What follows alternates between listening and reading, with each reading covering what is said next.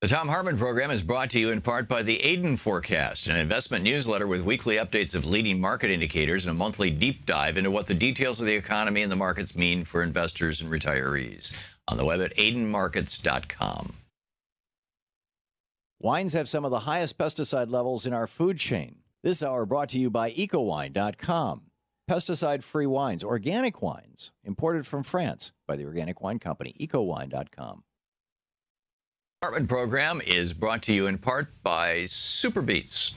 Super Beets are sourced from non-GMO beets, and they're packed with dietary nitrates, helping to produce nitric oxide for more energy, stamina, and support for healthy blood pressure levels naturally. For more information, call 800-223-8242 or visit tomsbeets.com.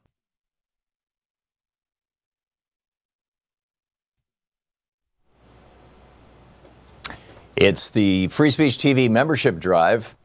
Fewer than 2% of the people who are watching this program right now have actually joined Free Speech TV. You know, when I say tag you're it, this is part of what I'm talking about. Tag you're it. Please call Free Speech TV now, 877-378-8669, and become a member. Become a member of Free Speech TV. If you find this program has value for you and the other programming on Free Speech TV, give them a call and say hi and sign up. Get on the newsletter list and just, you know, become part of something that's really important. This is it's a nonprofit organization. It is you. The Free Speech TV is supported by you. We don't have any big corporate sponsors or anything like that. You know, there are a couple of larger donors, but the vast majority of all of the money that runs this network comes in $10 donations and $100 donations from people like you, from you. And so if you have not yet joined Free Speech TV, if you're part of the 98%, as it were, that hasn't stepped up to the plate, that isn't participating, you know, we get voter participation rates that are 60% in some places, like here in Oregon. Can we get, you know, participation among Free Speech TV viewers up to, say, 4%, 5%? Please, if you've never joined Free Speech TV, you're going to love it. You're going to feel like you're part of something bigger than yourself, and something that actually is having an impact in this country, and we are. So please call now, 877-378-8669. Here are the goodies that Free Speech TV is offering. It got real complicated this year, and, you know, so you've got lots and lots of choices. So good luck. I'll go through the list quickly. When you call, they'll work it out with you also. But here are the choices that you have. Number one, a Free Speech TV bumper sticker. You can either have the blue Free Speech TV logo. This with a with a $30 gift, you get to choose one of these 4 bumper stickers. The blue Free Speech TV logo, the black "This is not normal" bumper sticker, the "Elect a Clown, Expect a Circus" bumper sticker, or the Thom Hartmann University bumper sticker. With a $60 gift, you get a Thom Hartmann University bumper sticker, the Free Speech TV blue grocery bag, and a lapel pin by the Human Rights Campaign that says "Love Conquers Hate." With a $72 contribution, you get all 4 bumper stickers that I mentioned earlier. With a $120 contribution, you get a copy of my book, Unequal Protection, autographed by me, and you get a picture that Louise took of me when I was in Cuba a couple of weeks ago, when Louise and I were in Cuba, in front of a picture of Fidel. And, you know, that's it right there. You can see it. And so that's with a $120 gift. With a $240 gift, you get a Free Speech TV Building a Just World t-shirt, which is the theme of this fundraiser. Help us build a just world by becoming part of Free Speech TV. We get the Human Rights Campaign Love Conquers Hate lapel pin. You get my book, Unequal Protection, autographed by me, and you get the book by Bonnie Siegler, Signs of Resistance: A Visual History of Protest in America. That's with a $240 gift. With a $360 gift, you get the autographed picture of me in Cuba. You get the autographed Unequal Protection book. You get Patrice Kahn-Kohler's book, When They Call You a Terrorist. You get the book Signs of Resistance by Bonnie Siegler. You get a 1-year subscription to our podcast. Now, that's an audio podcast. But you can listen to the program anywhere, anytime on your device. You can download the Thom Hartmann app from the App Store. It's free on Android and iPhone devices, and it'll turn on your podcast so you can listen to the whole show anytime you want, completely commercial free, for a year, which is something we normally sell. We're giving away here with a $360 gift, and 4 bumper stickers, all 4 of the bumper stickers that I mentioned earlier. With a $480 gift, we've got this special DVD that when Louise and I were in Cuba, we put together. There are a couple of professors of economics who are giving some rather extensive talks. There's a little bit of driving around Cuba. There's some cultural stuff that we saw, and an interview with one of our tour guides. It's fascinating. It's Tom and Louise's grand adventure, amazing adventure, I guess is the phrase, and so that's not for sale, and it's not available anywhere else, period. This only goes to people who donate $480 or more to Free Speech TV in this pledge drive. That's it. Plus the DVD, you get my book on equal protection, autographed by the author, me. Patrice Kahn-Kohler's book, When They Call You a Terrorist, about Black Lives Matter move. You get the Bonnie Siegler's book, Signs of Resistance. And you get a Free Speech TV Building a Just World t-shirt. And with a $1,000 contribution, come on out to Portland. We have, I think, 8 people coming on Friday of this week that I'm going to be taking to lunch at the hotel restaurant, nice restaurant right next door, or right down the street. And we're just going to have a great time. You come in, hang out in the studio for a half hour, an hour, while the show's on, and we can go. So call 877-378-8669 now. 877-378-8669. Thank you.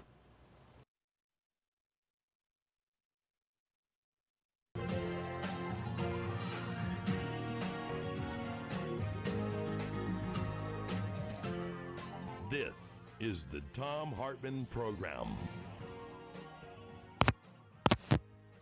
My friends, patriots, lovers of democracy, truth, and justice, believers in peace, freedom, and the American way. Thom Hartmann here with you. Well, we have an interesting situation in the Gulf of Mexico. There are several hundred oil rigs down there that are basically dead. They're no longer producing oil, and it's just trash, right? And 240 of them, actually, serving over 2,000 oil and gas wells that are listed by the Interior Department as what's called idle iron. They are severely damaged, not operating, no longer economically viable. They pose economic, environmental, and safety hazards, not just to navigation, but also, the possibility of more spills. These things break down, oil comes spilling out, whatever, 240 of them. And so the new guy who is running, Scott Angle is his name, or maybe it's Angel. It's Angelle. Used to be an oil and gas executive, and now he is in charge of the Interior Department's Bureau of Safety and Environmental Enforcement, which, by the way, doesn't have the mandate of expanding oil or gas production. It has the mandate of maintaining safety in the oil patch, as it were, in this case, out in the ocean. And that agency was created by the Obama administration in the wake of the Deepwater Horizon to make sure that the Deepwater Horizon doesn't happen anymore. And the first few months that this guy was in his job, records show, this according to the New York Times, was traveling between Washington, Texas, and his native Louisiana to meet with executives of most of the top offshore oil companies, including some repeatedly cited for safety violations. The gatherings, by the way, were behind closed doors. In fact, he told people to text him and call him so there wouldn't be public records that could be called under a Freedom of Information Act. This is bizarre, and they're rolling back these rules. So on the line with us is Julio Rivera. He is the editorial director at Reactionary Times, columnist with Newsmax, right-wing news and politichicks, reactionarytimes.com. You can tweet him at Oh Yeah, It's Julio. To presumably, I'm guessing, Julio, tell us why this is a good thing. Okay, I'll be happy to tell you why this is a good thing. Listen, the Deepwater Horizon, explosion, that was a kind of an isolated thing. There's not a systematic issue in place with this sort of thing, like where these things are happening all the time. Granted, when they do happen, they're terrible. But let's not forget that the Obama administration waited over 40 days before they even did anything to address this. Well, they had to wait for it to get capped and shut down. Come on. No, but they didn't do anything for a long time. It's not like they were rushing, to the aid of this thing when it did happen. But listen, just to talk about regulations in general, the stripping back of these regulations, you talk about the economy coming back. And it came back. This isn't about the economy, Julio. This is about protecting you and me and our food supply. I mean, do you want shrimp that are contaminated with hydrocarbons from oil spills? It'll give you cancer. I mean, do you want the environment destroyed in the Gulf again? Listen, Tom, there's a certain level of importance and usefulness for these types of regulations, but not to the point where it's so onerous and it's so overlapping that it puts businesses, it hurts businesses, it hurts their ability. We've had this conversation in terms of net neutrality in the past with the smaller ISPs not being able to do business, not being able to get loans from banks because of, the onerous levels of overlapping regulation. This is the same thing. And listen, there's a lot. These companies. This is not the same thing, Julio. And by the way, the small ISPs, if they're being harmed by the monopolistic practices of Comcast, AT&T, and others. But that's a whole completely separate argument. Practice is one of the regulations that was rolled back, which predates Obama, I believe, was that if you're going to put an oil rig into the Gulf or anywhere offshore, now that Trump has opened up all of America, with the exception of Florida, to offshore drilling, if you're going to put an oil rig out there, that oil rig is going to have a certain lifespan, 10, 20, 30, 40 years, whatever it is. And at the end of that lifespan, you have to pay to dismantle it and clean up the mess. Now, and you have to either be able to prove that your company has enough assets that you can afford to do that and that you're not going to go bankrupt in the process, or you have to place a bond saying, that is enough money to pay for the cleanup. That was just done away with, which means that these 240 oil rigs that are sitting out there in the Gulf that are just, creaking and wasting away and dangerous to everything from navigation to the fish, to us, are, we're going to have to, you and I, through our tax dollars, are going to have to pay to recover these things so that this oil industry that you love so much can be more profitable. And by the way, they're insanely profitable. I don't get it. Well, listen, that's yes and no. And listen, first of all, I'm going to agree with you on that one, Tom. That one little sliver, that one little thing there that you mentioned, is that you're absolutely correct. They should be responsible for having to remove these things or prove that they have the ability to do so if they do become burdensome. I'm not going to disagree with you there, not at all. But look at the level at which these businesses get taxed. They got a little bit. This isn't about taxes, Julio. It's about safety rules. It is about taxes too, because listen, these businesses are necessary. We need oil. We have to have it. So these are private businesses that are going ahead and doing it. But if we're making it impossible to turn a profit or making it so difficult to do what they do because of all this regulation, how else is it going to get done, Tom, is my question to you. We can't make it too difficult for the capitalistic system to work here. Well, I'm sorry, Julio, that you have so little faith in human ingenuity and capitalists, frankly. I have found historically in starting businesses and being in the business world that if something's difficult or if there are challenges, whether they're regulatory, market challenges, or just simply product development difficulties, that smart people figure out ways around that. Smart people figure out how to do it. And frankly, if a business, particularly when we're talking about oil, if a business cannot operate safely and profitably at the same time, they shouldn't be operating. Let somebody else come in who can do it. By the way, it was not ExxonMobil who's asking for these changes. It's these small operations out of Louisiana and Texas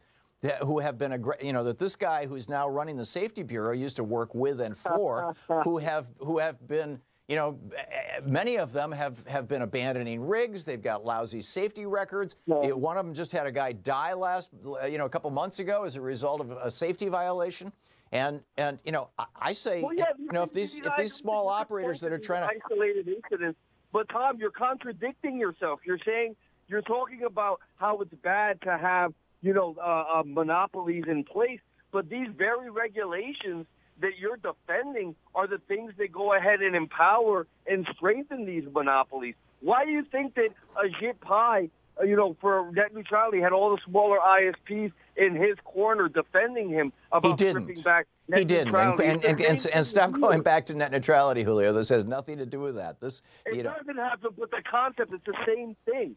Overlapping layers of regulation only help the very big. Just for the record, Ajit Pai is proposing massively regulating the internet rather than simply saying, no, you individual companies. I don't want to turn this into you're trying to change the subject, Julio, and I'm not going to let it happen.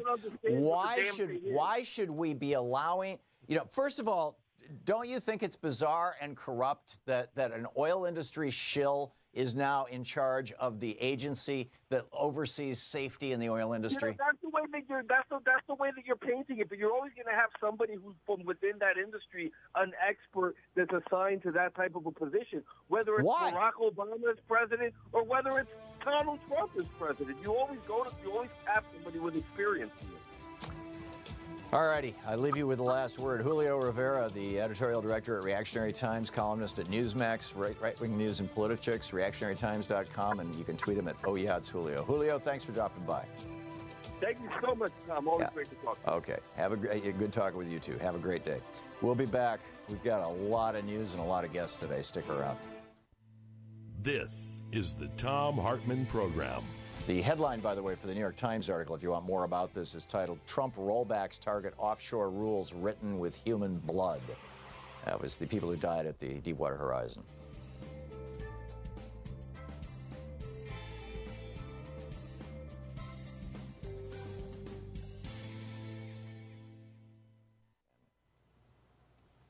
Welcome back. Let's see. Jared in Downingtown, Pennsylvania. Hey, Jared, what's on your mind today? Yes, hello, Tom. Just breaking. Just before before you got on the air, I just found out that Rex Tillerson was fired as. Yeah, he was actually fired on Friday. He didn't find out about it until he read a tweet this morning. But yeah. Oh, well, that's just great. That's just great from Trump. Yeah. I swear, I'm utterly speechless at this point. This is really bad. Based off the quote I'm seeing right now of Trump, which says Tillerson and I disagree on the Iran deal. So here's what I think he's doing. He's going to ramp up war with Iran. And he is going to kill the Iran deal. I can almost guarantee you now. And by the way, if I may interrupt you, Jared, it's not just Trump. This is Bibi Netanyahu playing Trump like a fiddle. The same Bibi Netanyahu who publicly assured the United States in 2003 that if we invaded Iraq and took out Saddam Hussein, it would lead to peace in the Middle East. Exactly. And now he wants to have a war with Iran, but he doesn't want to do it. He wants us to do it, and Trump seems to be more than willing to do it. And Netanyahu is the Israeli version of Trump in my mind. It's, particularly with regard to this issue. But anyhow, back to what you were saying, Jared. So you think the implied peace talks with North Korea is sort of taking Trump off a two-front war so he can focus on Iran? Or I don't know, because this is all doesn't really make any sense at this point. Yeah, I don't know that there's a relationship between the two. Wasn't Tillerson the one doing the talks with North Korea behind Trump's back like a few weeks ago in the tweet where Trump said, well, don't do that. Don't talk with North Korea. Yeah, Trump tweeted that Tillerson was wasting his time. And Tillerson is also supportive of maintaining the Iran deal, and it's not just us and Iran, by the way. It's us, Iran, Russia, China, France, Germany, and the UK, as I recall. Exactly. And Iran, of course. The implications of this cannot be more scary, because Mike Pompeo, he's one of these Trump occultist. He's one of the true believers. Well, he's also the largest recipient of Koch funds in Congress, apparently. Oh yeah. He's a big Koch guy. He's a I cokehead. think he represented the Kochs in Congress, I believe. I could be wrong about that. Well, I think probably 3/4 of the Republican Party does. They should, instead of saying IN for Indiana or ROH for Ohio, it should say R-KOCH. No. I think they literally represented the Kochs, like, because they live in Kansas. You know what I mean? Yeah. Okay. But yes, I understand what you say. It's basically the Koch party at this point. Yeah. And the situation, I predict, here's what I predict. Trump, the next time the Iran deal comes up, he's going to kill it. And right before the midterms, he's going to invade Iran. Does that sound crazy, or do you think that's going to happen? I think it's entirely possible that'll happen, particularly if Mueller comes out with an indictment against Trump or any member of his family. Trump would love to have a real war, a congressionally declared war, so that he can declare a state of emergency and basically become emperor. Jared, thank you for the call.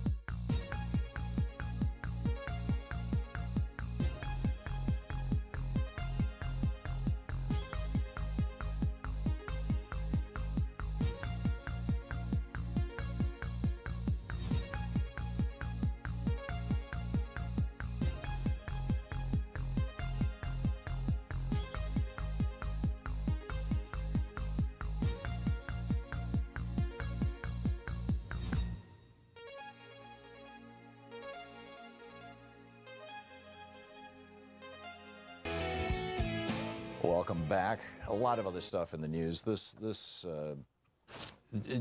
symptomatic. What Julio and I were debating. This is symptomatic of what's going on right across the Trump administration. The foxes are in charge of the hen house in every area, whether it's financial, whether it's trying to take down Dodd-Frank and the Consumer Financial Protection Bureau. Now they got Mick Mulvaney and his shills in there doing that. Or whether it's, with regard to the Food and Drug Administration, whether it's with regard to USDA and Safe Foods, whether it's regard to the Environmental Protection Agency and Scott Pruitt, Ryan Zinke over at Interior. I mean, you name the agency, right? Treasury and Steve Mnuchin, the foreclosure king. You name the agency, and what we have now are corrupt shills with ties to those agencies being appointed by Donald Trump as gifts to donors, and it's just, it's devastating us. Meanwhile, Rex Tillerson gets fired on Friday. He doesn't even get told about it until he lands back here in the United States, apparently around 4 o'clock this morning, and sees a tweet, a 5 or 6 a.m. tweet from Donald Trump saying, "See you later, Mike Pompeo is my new CIA director." OpenSecrets.org, by the way, just tweeted, Trump's CIA director pick, Representative Mike Pompeo, is the #1 all-time recipient of Koch Industries money. He's now your Secretary of State. The #1 cokehead in America. Remarkable. It's I retweeted it. You can see it on our Twitter timeline, or you can just check out OpenSecrets.org. It's at OpenSecretsDC is their Twitter handle. The #1 recipient, all-time recipient of Koch Industries money, Mike Pompeo, is now our Secretary of State. That's pretty breathtaking. Betsy DeVos, by the way, Bree Newsom tweeted something that I think, the press is completely missing. And frankly, what's her name? Leslie Stahl completely missed when she interviewed Betsy DeVos the other night on 60 Minutes. Because the interview was in the frame of, does Betsy DeVos know what she's doing, on the assumption that the mission of the Education Department, sort of like the mission of this department that protects us against oil rig blowouts and things, that the mission of the Education Department was actually to promote education.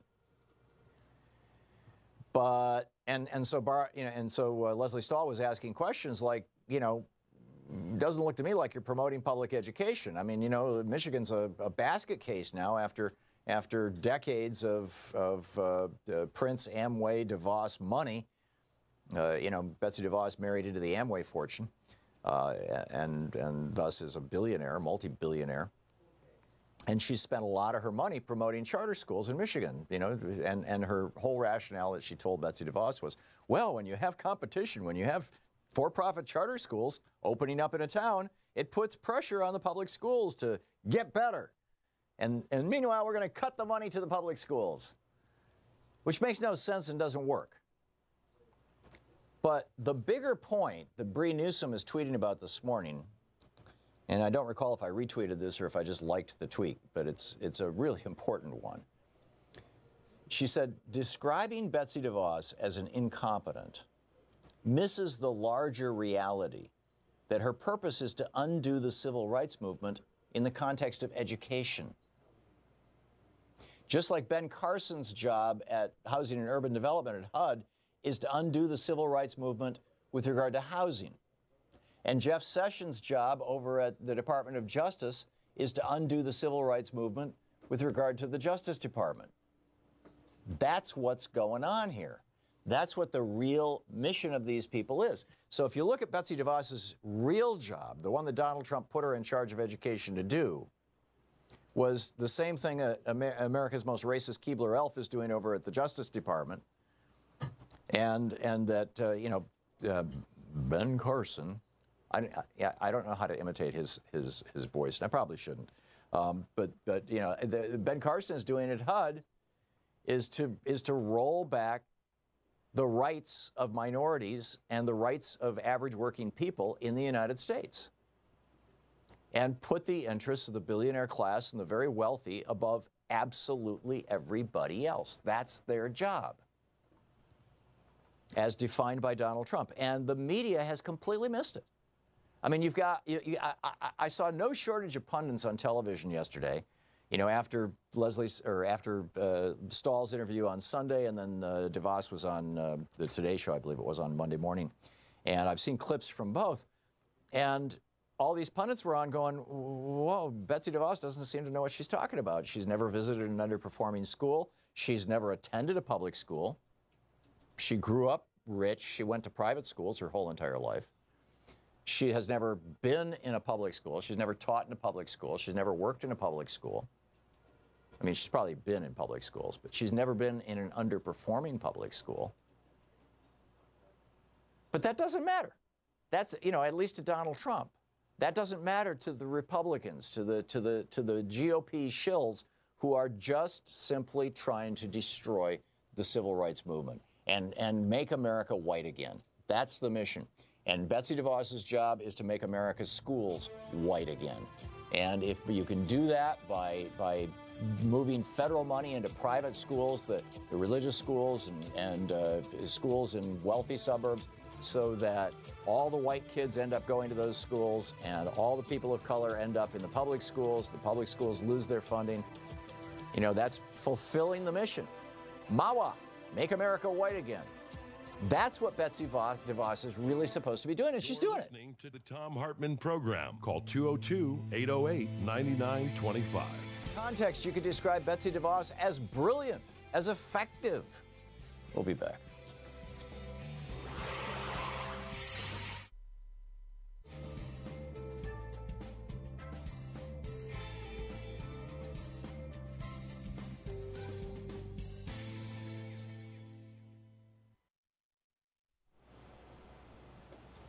It's the Free Speech TV membership drive. Fewer than 2% of the people who are watching this program right now have actually joined Free Speech TV. You know, when I say tag you're it, this is part of what I'm talking about. Tag you're it. Please call Free Speech TV now, 877-378-8669, and become a member. Become a member of Free Speech TV. If you find this program has value for you and the other programming on Free Speech TV, give them a call and say hi and sign up. Get on the newsletter list and just, you know, become part of something that's really important. This is a it's a nonprofit organization. It is you. The Free Speech TV is supported by you. We don't have any big corporate sponsors or anything like that. It's, you know, there are a couple of larger donors, but the vast majority of all of the money that runs this network comes in $10 donations and $100 donations from people like you, from you. And so if you have not yet joined Free Speech TV, if you're part of the 98%, as it were, that hasn't stepped up to the plate, that isn't participating, you know, we get voter participation rates that are 60% in some places, like here in Oregon. Can we get, you know, participation among Free Speech TV viewers up to, say, 4%, 5%? Please, if you've never joined Free Speech TV, you're going to love it. You're going to feel like you're part of something bigger than yourself, and something that actually is having an impact in this country, and we are. So please call now, 877-378-8669. Here are the goodies that Free Speech TV is offering. It got real complicated this year, and, you know, so you've got lots and lots of choices. So good luck. I'll go through the list quickly. When you call, they'll work it out with you also. But here are the choices that you have. Number one, a Free Speech TV bumper sticker.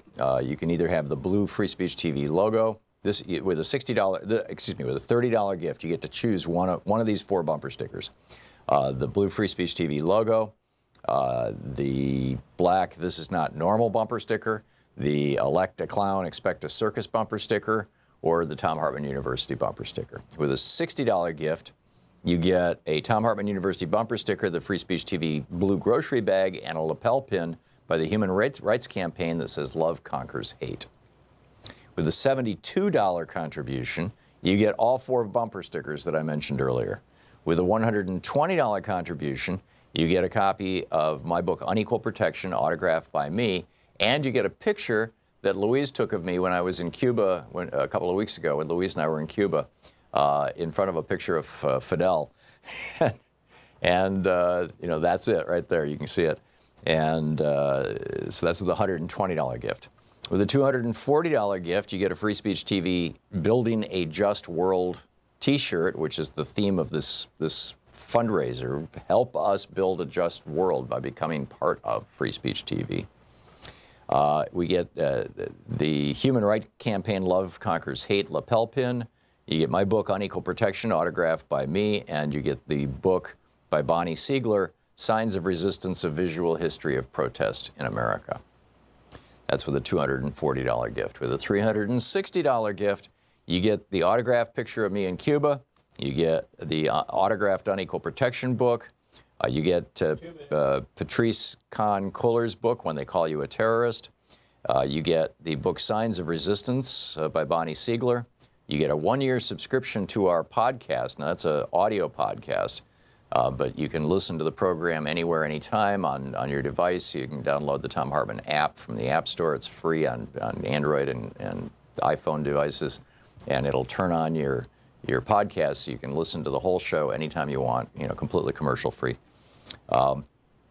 for a year, which is something we normally sell. We're giving away here with a $360 gift, and 4 bumper stickers, all 4 of the bumper stickers that I mentioned earlier. With a $480 gift, we've got this special DVD that when Louise and I were in Cuba, we put together.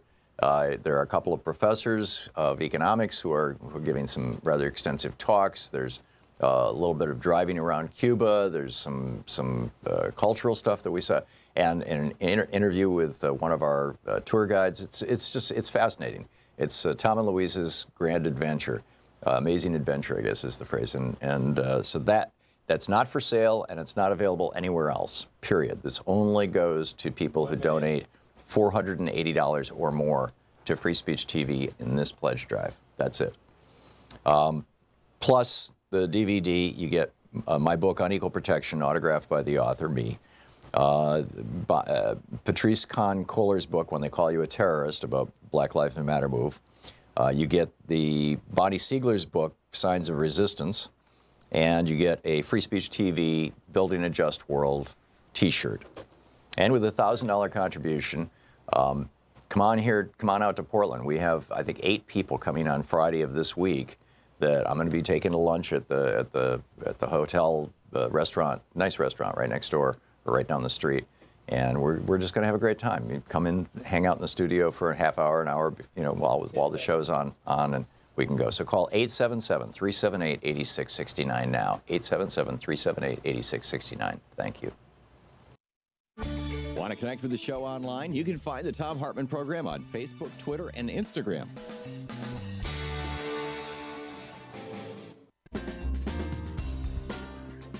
This is from The Hill, thehill.com. Thousands of pairs of shoes were placed on the lawn of the U.S. Capitol today.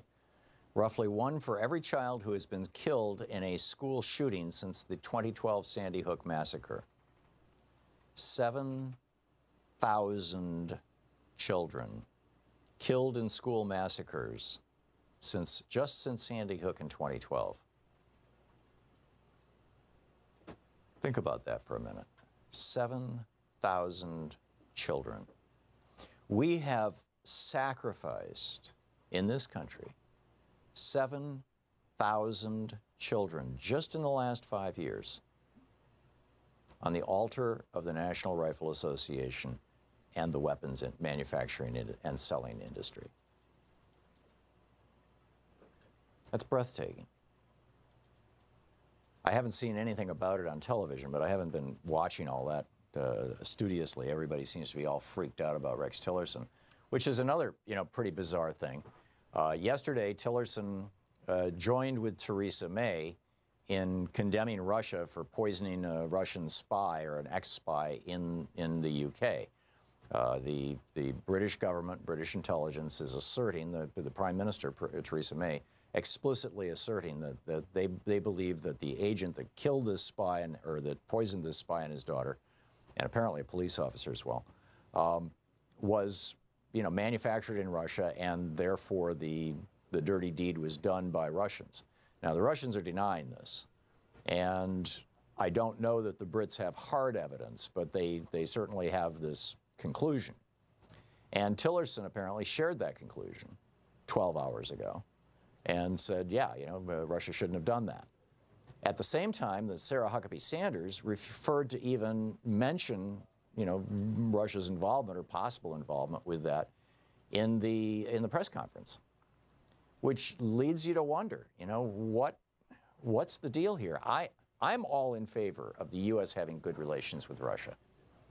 You know, if we can have, you know, reasonable relations with essentially madman dictators like Rodrigo Duterte in the Philippines or Erdogan in Turkey, you know, we can certainly have reasonable relations with Russia and Putin.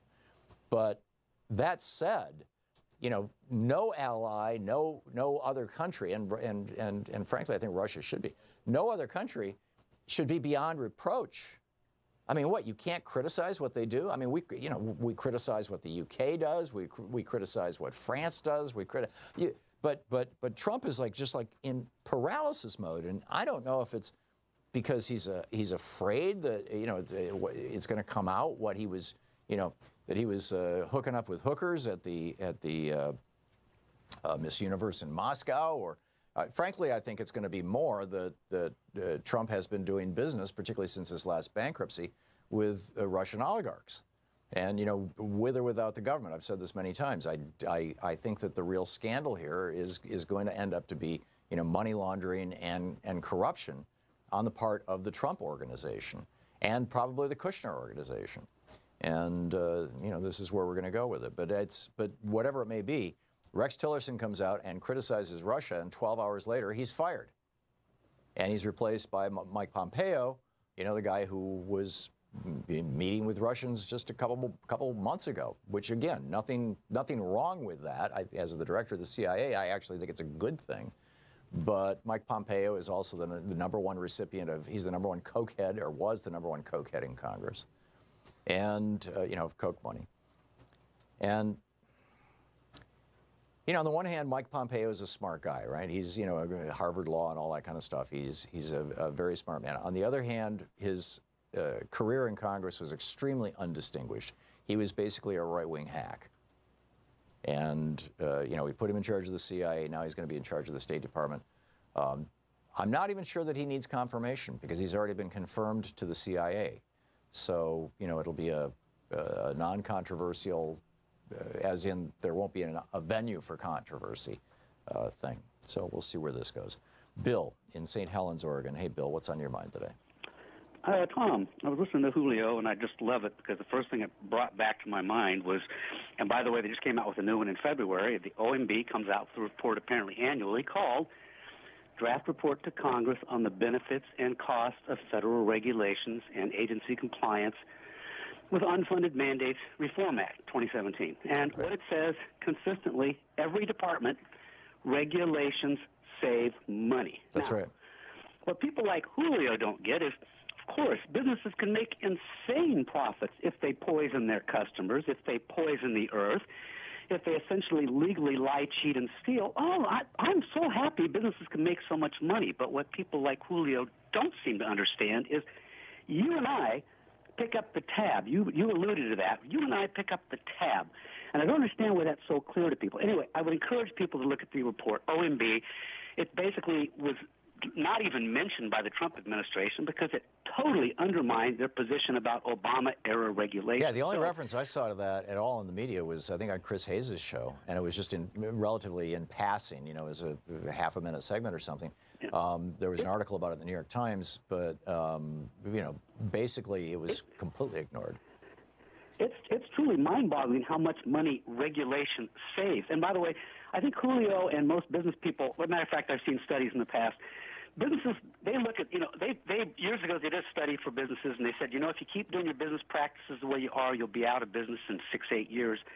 If you do conservation and better business practices, you could go on indefinitely. And almost to the one, major businesses said, hey, we're taking the short-term profits. What happens down the road, that's the next CEO's problem. That's their position. So they'll throw this whole country under the bus, Koch brothers, just to make a short-term profit today. They have no regard for the future at all, Tom, and it scares the hell out of me. Yeah. And it's not just the Koch brothers, and it's this larger libertarian / so-called conservative movement in the United States. That's really a corporatist movement. It's really what Vice President Henry Wallace referred to as an American fascist movement, which is the attempt by, and now I would say post-Reagan successful attempt by business and billionaires to seize control of the government of the United States and turn it to their ends rather than to protecting the general welfare, promoting justice and tranquility, by the things in the preamble to the Constitution. To hell with all that. The federal government's here to increase our profits. And go ahead. It's time. It's such things as the hydrocarbon industry. It's time to nationalize them for their crimes against humanity, and use the profits from them as we phase them out to pay for removing 240 oil wells from the Gulf, to pay for remediating all the horrific damage that's going on in our world right now, not just our country, our world right now. This is one of the reasons this is the second half of the equation on them trying to deny climate change. First off, because it impacts their business negatively, but the more important thing that everybody seems to ignore is if we can prove culpability, they engaged in crimes. Their profits were, and by the way, Jeff Sessions just reauthorized the civil and criminal forfeiture at the federal level and the sharing with local police departments, if you didn't know that. So let's just find criminal wrongdoing by the Koch brothers industry and forfeit the whole damn thing. And then, which is perfectly what they would do to you and me in a heartbeat, Tom, and then we use those profits to phase them out and start trying to get rid of undoing some of the damage. Well, this is the lawsuit that Arnold Schwarzenegger is championing. Is these companies? He said what ExxonMobil did is the exact same thing the tobacco companies did. They knew 30, 40 years ago that their product was killing the earth and killing human beings, and they covered it up. In fact, they didn't just cover it up; they funded phony counter science, phony contrary information. And, it's still going. Bill, I got to move along, but thank you for the call. Corky in Hilton, New York. Hey, Corky, what's up? Oh, Tom, yeah, this is starting to worry me. This guy is getting everybody around him with just his opinion. So, yeah. Dictator or no dictator, it all comes out the same way. I think this man is terribly disturbed. You're talking about Donald Trump?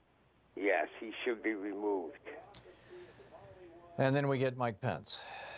Well, we can put up with him maybe for 3 years and then throw his butt out. Yeah. Yeah.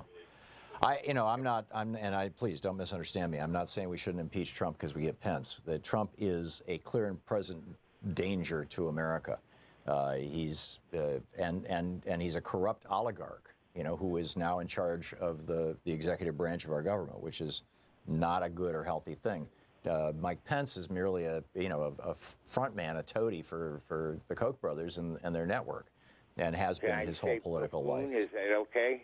Say what? Can I say buffoon? Yeah. I'm not sure I'd call Pence a buffoon. I would call him a self-righteous little twit.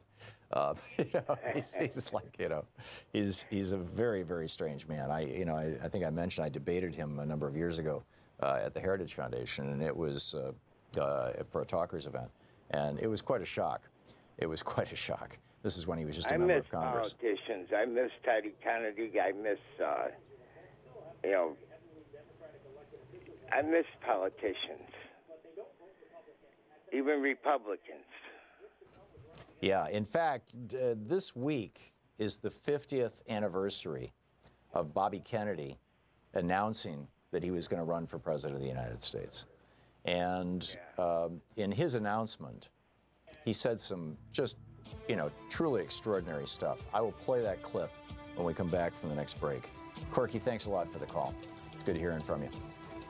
Inexperience in the White House. Yeah. It's not so much inexperience, though, it's mal-experience. Putting industry shills in charge of things, Betsy DeVos, the front woman for the for-profit private school industry, in charge of our education department, just not a good idea.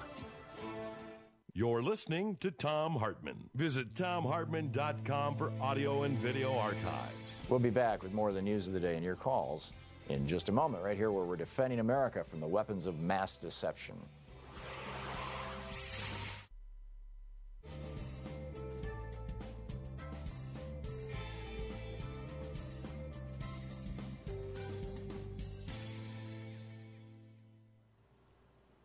And welcome back. Paul in Castle Rock, Colorado. Hey, Paul, thanks for watching us on Free Speech TV. What's on your mind today? Yeah, thanks for taking my call, Tom. And I got an idea. It's kind of a simple idea, but I looked at it. It might vary across states, but in order to solve some of the political issues that we have, we continue to go to the voting booth. We're divided all the time. We put people over there. Somehow there's a thread that runs through there that they don't end up doing what they went there to do in the first place. Mm-hmm. But if we can get the people in the community to collaborate and to form a platform, and then on that platform they go and they find themselves a candidate that agrees to the platform that they're going to have. They put him under a performance contract. Mm-hmm. And then they send him to Washington, D.C., or they send him to the state legislature or whatever it is. And what this does is it enables people across the divide within a community to collaborate in order to get the things done. And then when they send the guy there, then he votes according to the platform. There are no days off. He votes against everything that's not on the program. And then if there's a question, he calls the committee, which is like 4 or 5 people that will represent that particular constituency, and then they'll tell him how to vote, and that's exactly what he's got to do. And if he doesn't do that, then he's got a failure to perform his contract, and then he's no longer with them. He's removed from office, and then the guy at the second place goes back in and takes his place. Yeah. So what you're basically doing is trying to mechanize the process of governance and or rigidify it or order it. And I don't have a problem with politicians, having their own opinions, having their own mind, even defying the will of their constituents from time to time if they think it's the right thing to do. When you had, large majorities supporting slavery, particularly in the South in the United States, it didn't mean it was the right thing to do. And the occasional politician would rise up and fight against it, particularly, Thaddeus Stevens and the others, the radical Republicans, in the mid-19th century. But to say that a politician absolutely has to just, keep with the program, I mean, that's why we have elections. The problem, I think, Paul, is that people don't have access to that information. People are making their choices of politicians based not on what their campaign promises were versus their performance, or what their platform was versus their performance. And I'm going to sneeze here in a second. But rather, they're making those decisions based on 30 and 60-second TV ads, and that may have nothing to do whatsoever with what that person campaigned on. And you know, and that's all being reflected, and that's all reflections of who has the most money to buy the campaign ads. So, which gets us back to the problem. The real problem isn't politicians not performing. The real problem is money in politics. That's why we need to amend the Constitution. Yeah, but wouldn't that contract take the money out of politics? I don't see how. Well, there'd be no necessity for advertising, because no, but try to stop the Koch network from advertising. You know, it's like they're going to spend $400 million in this election cycle. I mean, they got serious money here. Yeah. Paul, I got to run. It's an interesting idea. I give you props and credit for thinking it through and coming up with it. I'm not sure that it's all that practical, but you know, hey, let's continue the conversation. Paul, thank you for the call, and thanks for watching us there in Colorado. We'll be right back.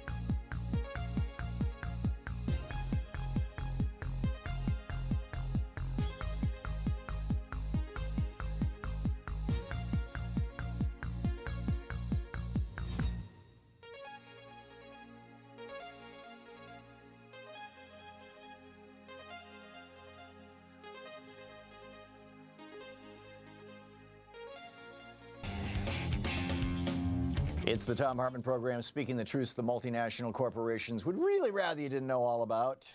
Charles in Opelika, Florida. Hey, Charles, what's up? Oh, hang on. Charles, let me put you on hold for just a second. I had promised that we were going to play this clip of 50 years ago this week, just to remind you what a politician with some integrity, some considerable amount of integrity sounds like. This is Robert F. Kennedy announcing that he was running for president 50 years ago this week. I am announcing today my candidacy for the presidency of the United States. I do not run for the presidency merely to oppose any man, but to propose new policies. I run because I am convinced that this country is on a perilous course, and because I have such strong feelings about what must be done, and I feel that I'm obliged to do all that I can. I run to seek new policies. Policies to end the bloodshed in Vietnam and in our cities. Policies to close the gaps that now exist between black and white, between rich and poor, between young and old, in this country and around the rest of the world. I run for the presidency because I want the Democratic Party and the United States of America to stand for hope instead of despair, for reconciliation of men instead of the growing risk of world war. I run because it is now unmistakably clear that we can change these disastrous, divisive policies only by changing the men who are now making them. Incredible. He was so opposed to corruption. He and his brother Jack took on the mob, and the mob killed them both. Certainly killed Jack, and in my opinion, they killed Bobby too. Charles in Opelika, Florida. Hey, Charles, what's on your mind? Hey, good afternoon, Tom. You were speaking earlier about the lady who wrote that article about, I guess, the different cabinet members trying to undo. Oh, it was a tweet. Yeah, it was a tweet. Okay. Yeah. Oh, it was a tweet. Yeah. And I feel so vindicated because, you know, I had been saying that before. Now I couldn't say it so eloquently, but yeah, it was Bess Newman. Excuse me. Bess Newman. Okay. It just seems like she's confirming what I said. It's just, you know, the Republicans, the conservatives, they are not happy with the status quo as far as, you know, black kids and white kids going to school together. Yeah, they don't. Racial equality is not one of their values, or gender equality for that matter, or religious equality, or class equality. I mean, equality is not one of their values. They stand for privilege, white privilege, wealth privilege, class privilege. You know, that's the Republican Party. They represent the top 1%, period. End of discussion. Exactly. The thing I came about after listening to Betsy DeVos, because I was lucky to catch the interview Sunday with 60 Minutes. And what I came away with that is, if we're going to stop her, we have to do it at the grassroots level where, you know, I always used to hear these Republicans on Fox saying, not in my backyard. And if we come up with that same mantra as well, you know, we need to go into our school districts. Don't worry about the state level or the federal level. Go into your own school districts and let them know we don't want our funds going to these charter schools anymore. They need to start putting it back into our public schools because it's our money anyway. And we also want to educate we want to have all the tools that's necessary to educate our kids. Yeah. I am sort of worried about this guy that's running for Democrat today in Pennsylvania because I saw Joe Manchin, and I had to mention this to you, but I saw Joe Manchin on Fox a couple of weeks ago, and he was saying he was trying to build his case to the Fox commentators that he's such a moderate Democrat that he went out of his way at least 54% of the times to vote with Republicans. And if I'm hearing that this guy in Pennsylvania is not going to even not going to swing Nancy Pelosi's way, or he's going to be more of a centrist Democrat, that's not what this country needs today. Charles, I'm all in favor of there being more progressives in the Democratic Party and in elected office, but I'll take any Democrat I can right now, including Joe Manchin. And from what I've heard about Conor Lamb, yeah, he's not Bernie Sanders, but he's certainly not, you know, he's not Joe Manchin either. He's not a, you know, who's you know, got quite a bit of loyalty to the coal industry. How are we going to make any type of change as to the status quo? We first have to get a majority of Democrats elected. That's step one. And sitting around attacking Democrats is not going to get us there. So, you know, in fact, if anything, Charles, I would hope that your comments do not discourage people in Pennsylvania from showing up and voting, because we have to get, and Charles, thanks for the call, we have to get Conor Lamb into Congress. We have to get Democrats into Congress. You know, I think we're, what, 28 down, something like that. It's you know, in order to flip the U.S. House of Representatives. And I think that there's a possibility. Now, structurally, it's going to be really, really difficult because the Republicans have literally thrown millions of people off the voting rolls. They're preventing people from even registering to vote, particularly young people. It's particularly difficult for young people to register to vote in many states, Republican-controlled states. And they're going to roll out the crappiest, most broken voting machines in black neighborhoods, as they always do. But we got to take it back. You're listening to Thom Hartmann.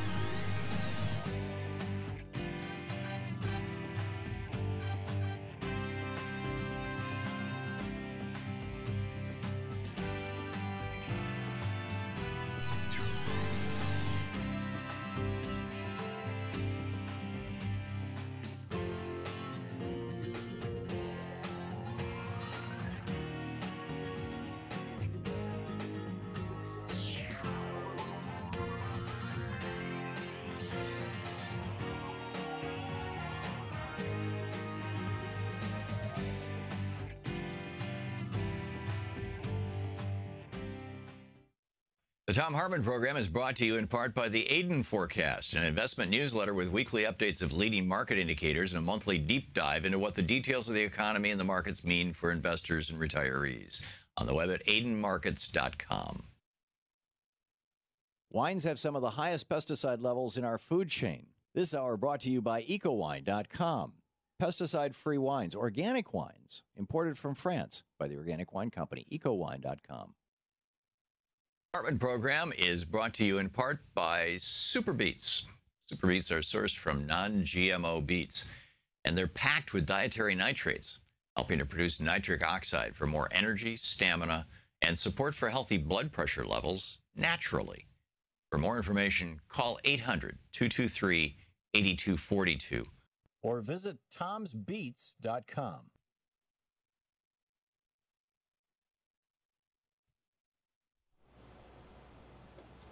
It's the Free Speech TV membership drive. Fewer than 2% of the people who are watching this program right now have actually joined Free Speech TV.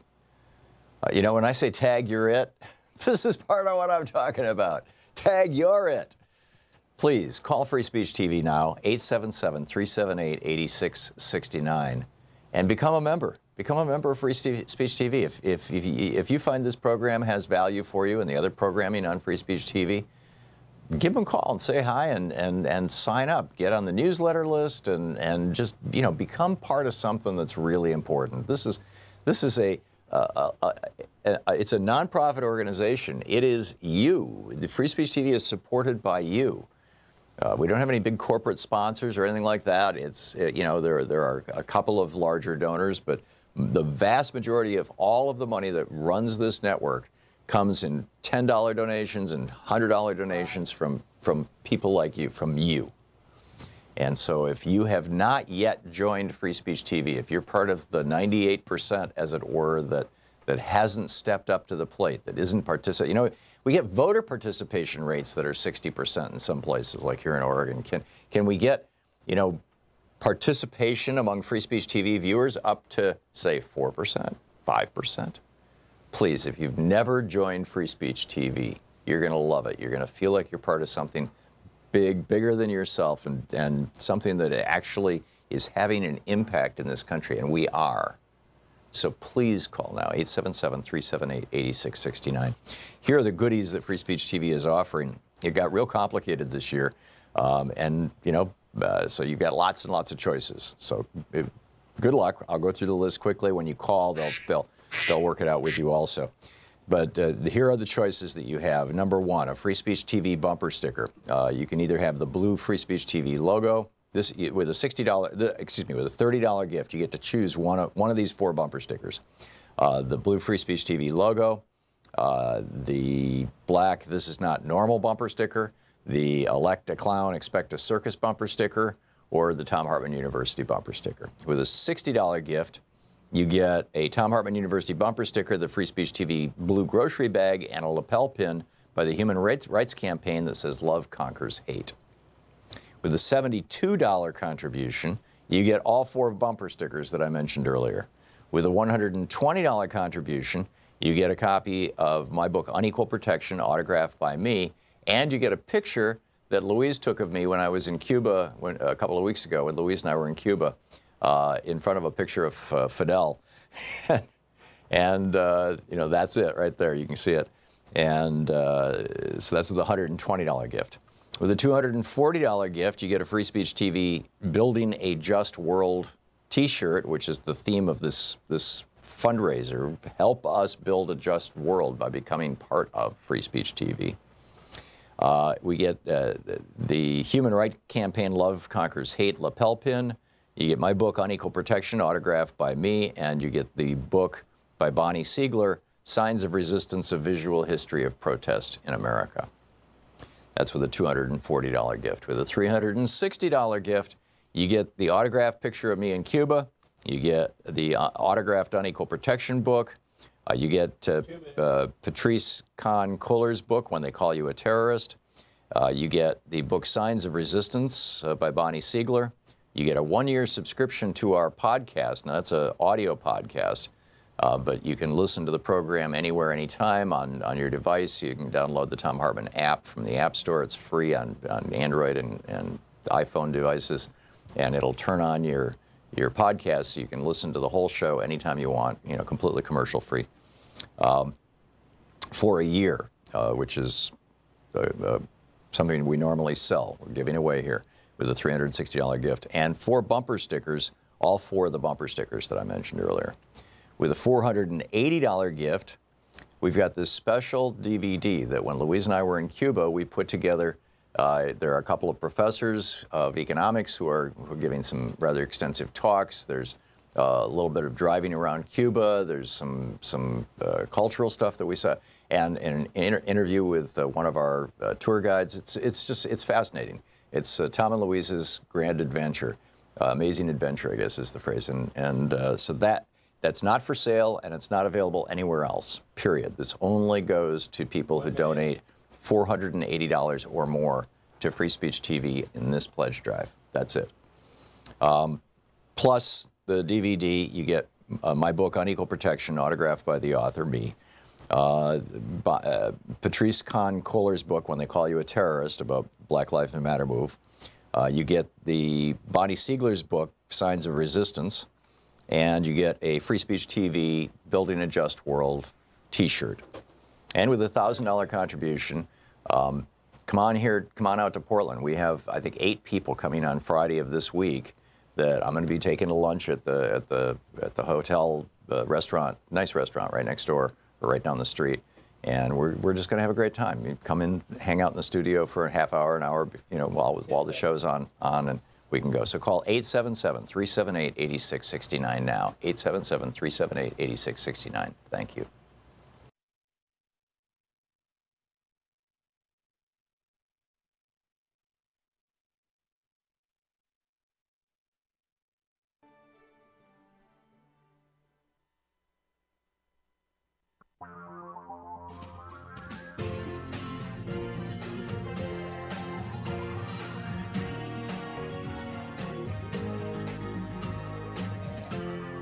This is the Thom Hartmann Program.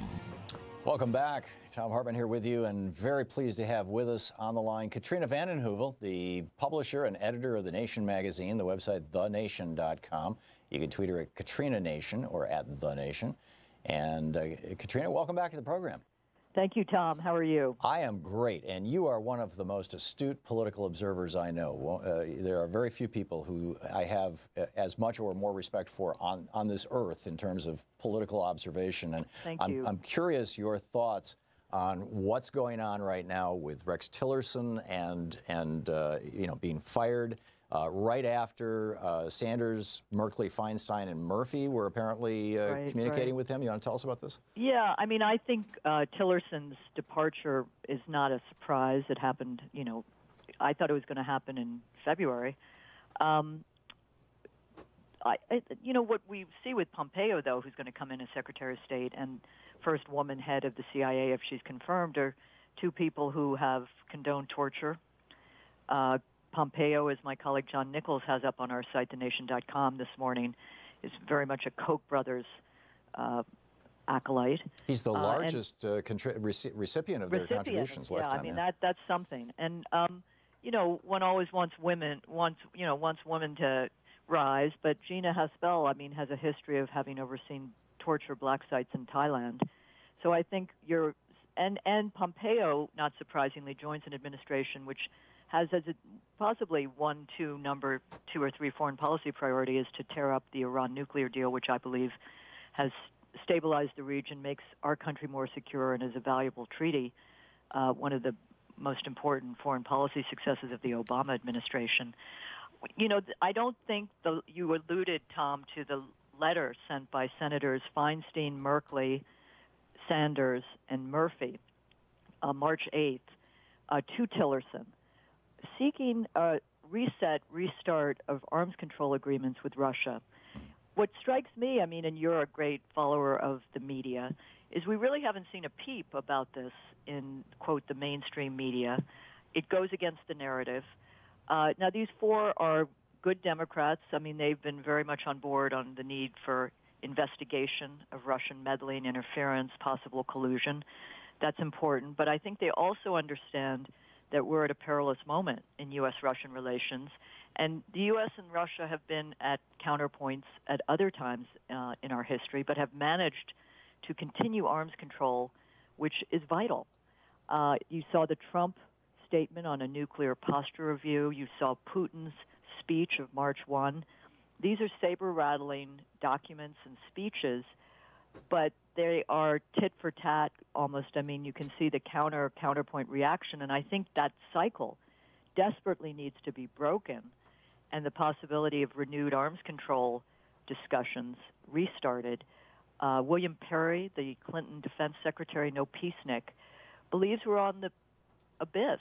I mean, it could be just miscalculation if we don't find a way forward. And that letter suggests that some senators, even while there's tough talk about Russia, understand the need to have relations, that it's not pro-Putin or pro-Trump. It's common sense that demands it.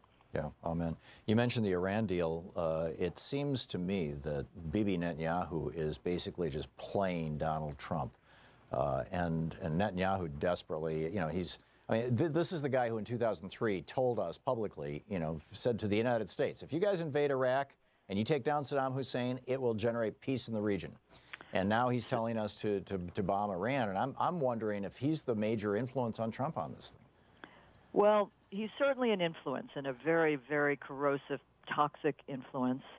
And, you know, if there was accountability in our political system, Tom, many who counseled invading Iraq as a way to stabilize the region would no longer be in our political life or on our TV screens, but such is not the case. Right. I think it's not just Netanyahu.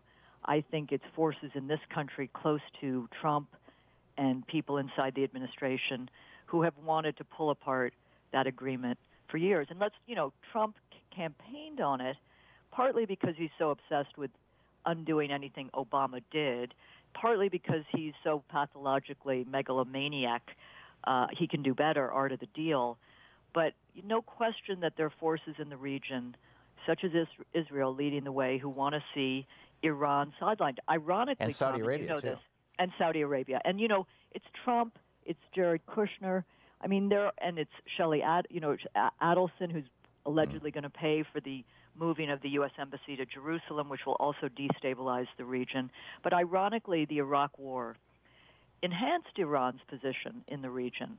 And I think there needs to be a way to integrate Iran. And the other factor, as we confront the possibility of Trump talking to the leader of North Korea, possibility. And I credit the South Korean leader with persistent diplomacy and engagement despite the U.S. agenda over the last months in making something happen.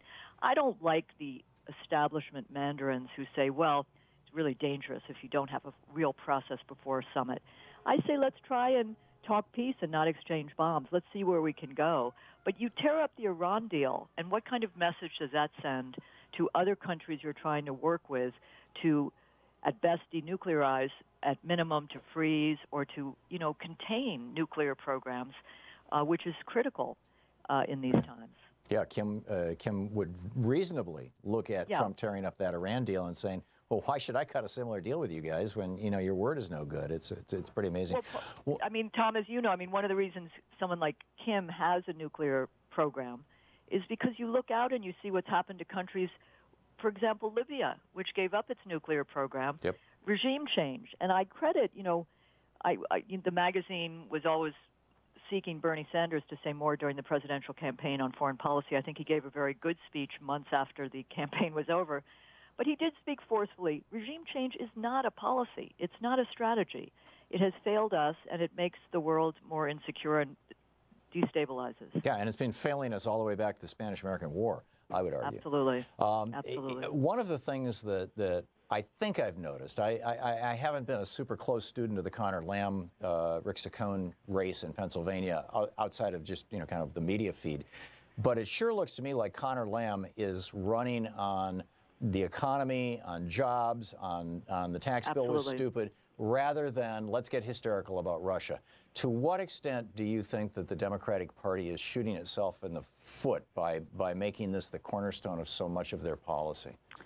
You know, I wrote a few months ago that I thought it was a mistake to make the Russia investigation the cornerstone.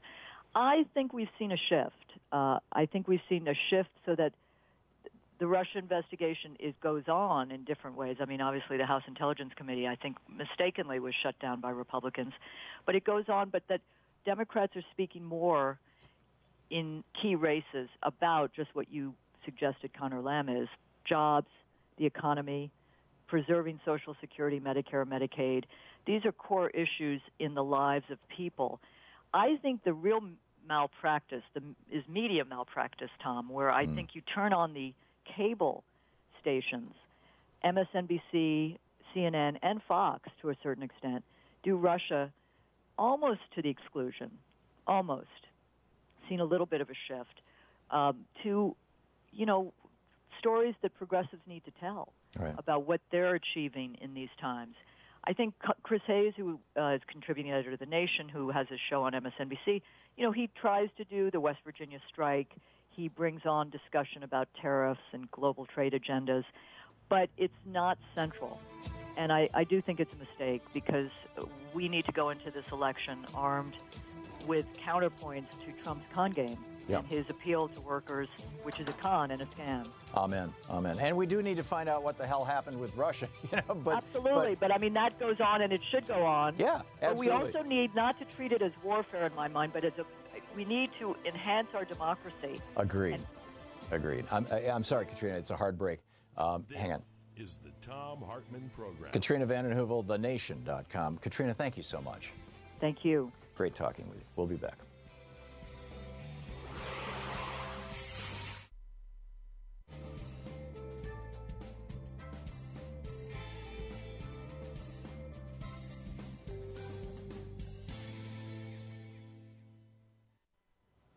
And welcome back. Ron in Franklin, Wisconsin. Hey, Ron, thanks for watching us on Free Speech TV. What's up? Hi, I have three things that I'd like to mention about the Koch brothers. Mm-hmm. A couple years ago, I heard a woman who wrote a book about them on the radio, and she pointed out, one, their father built a refinery in Russia. Not just one.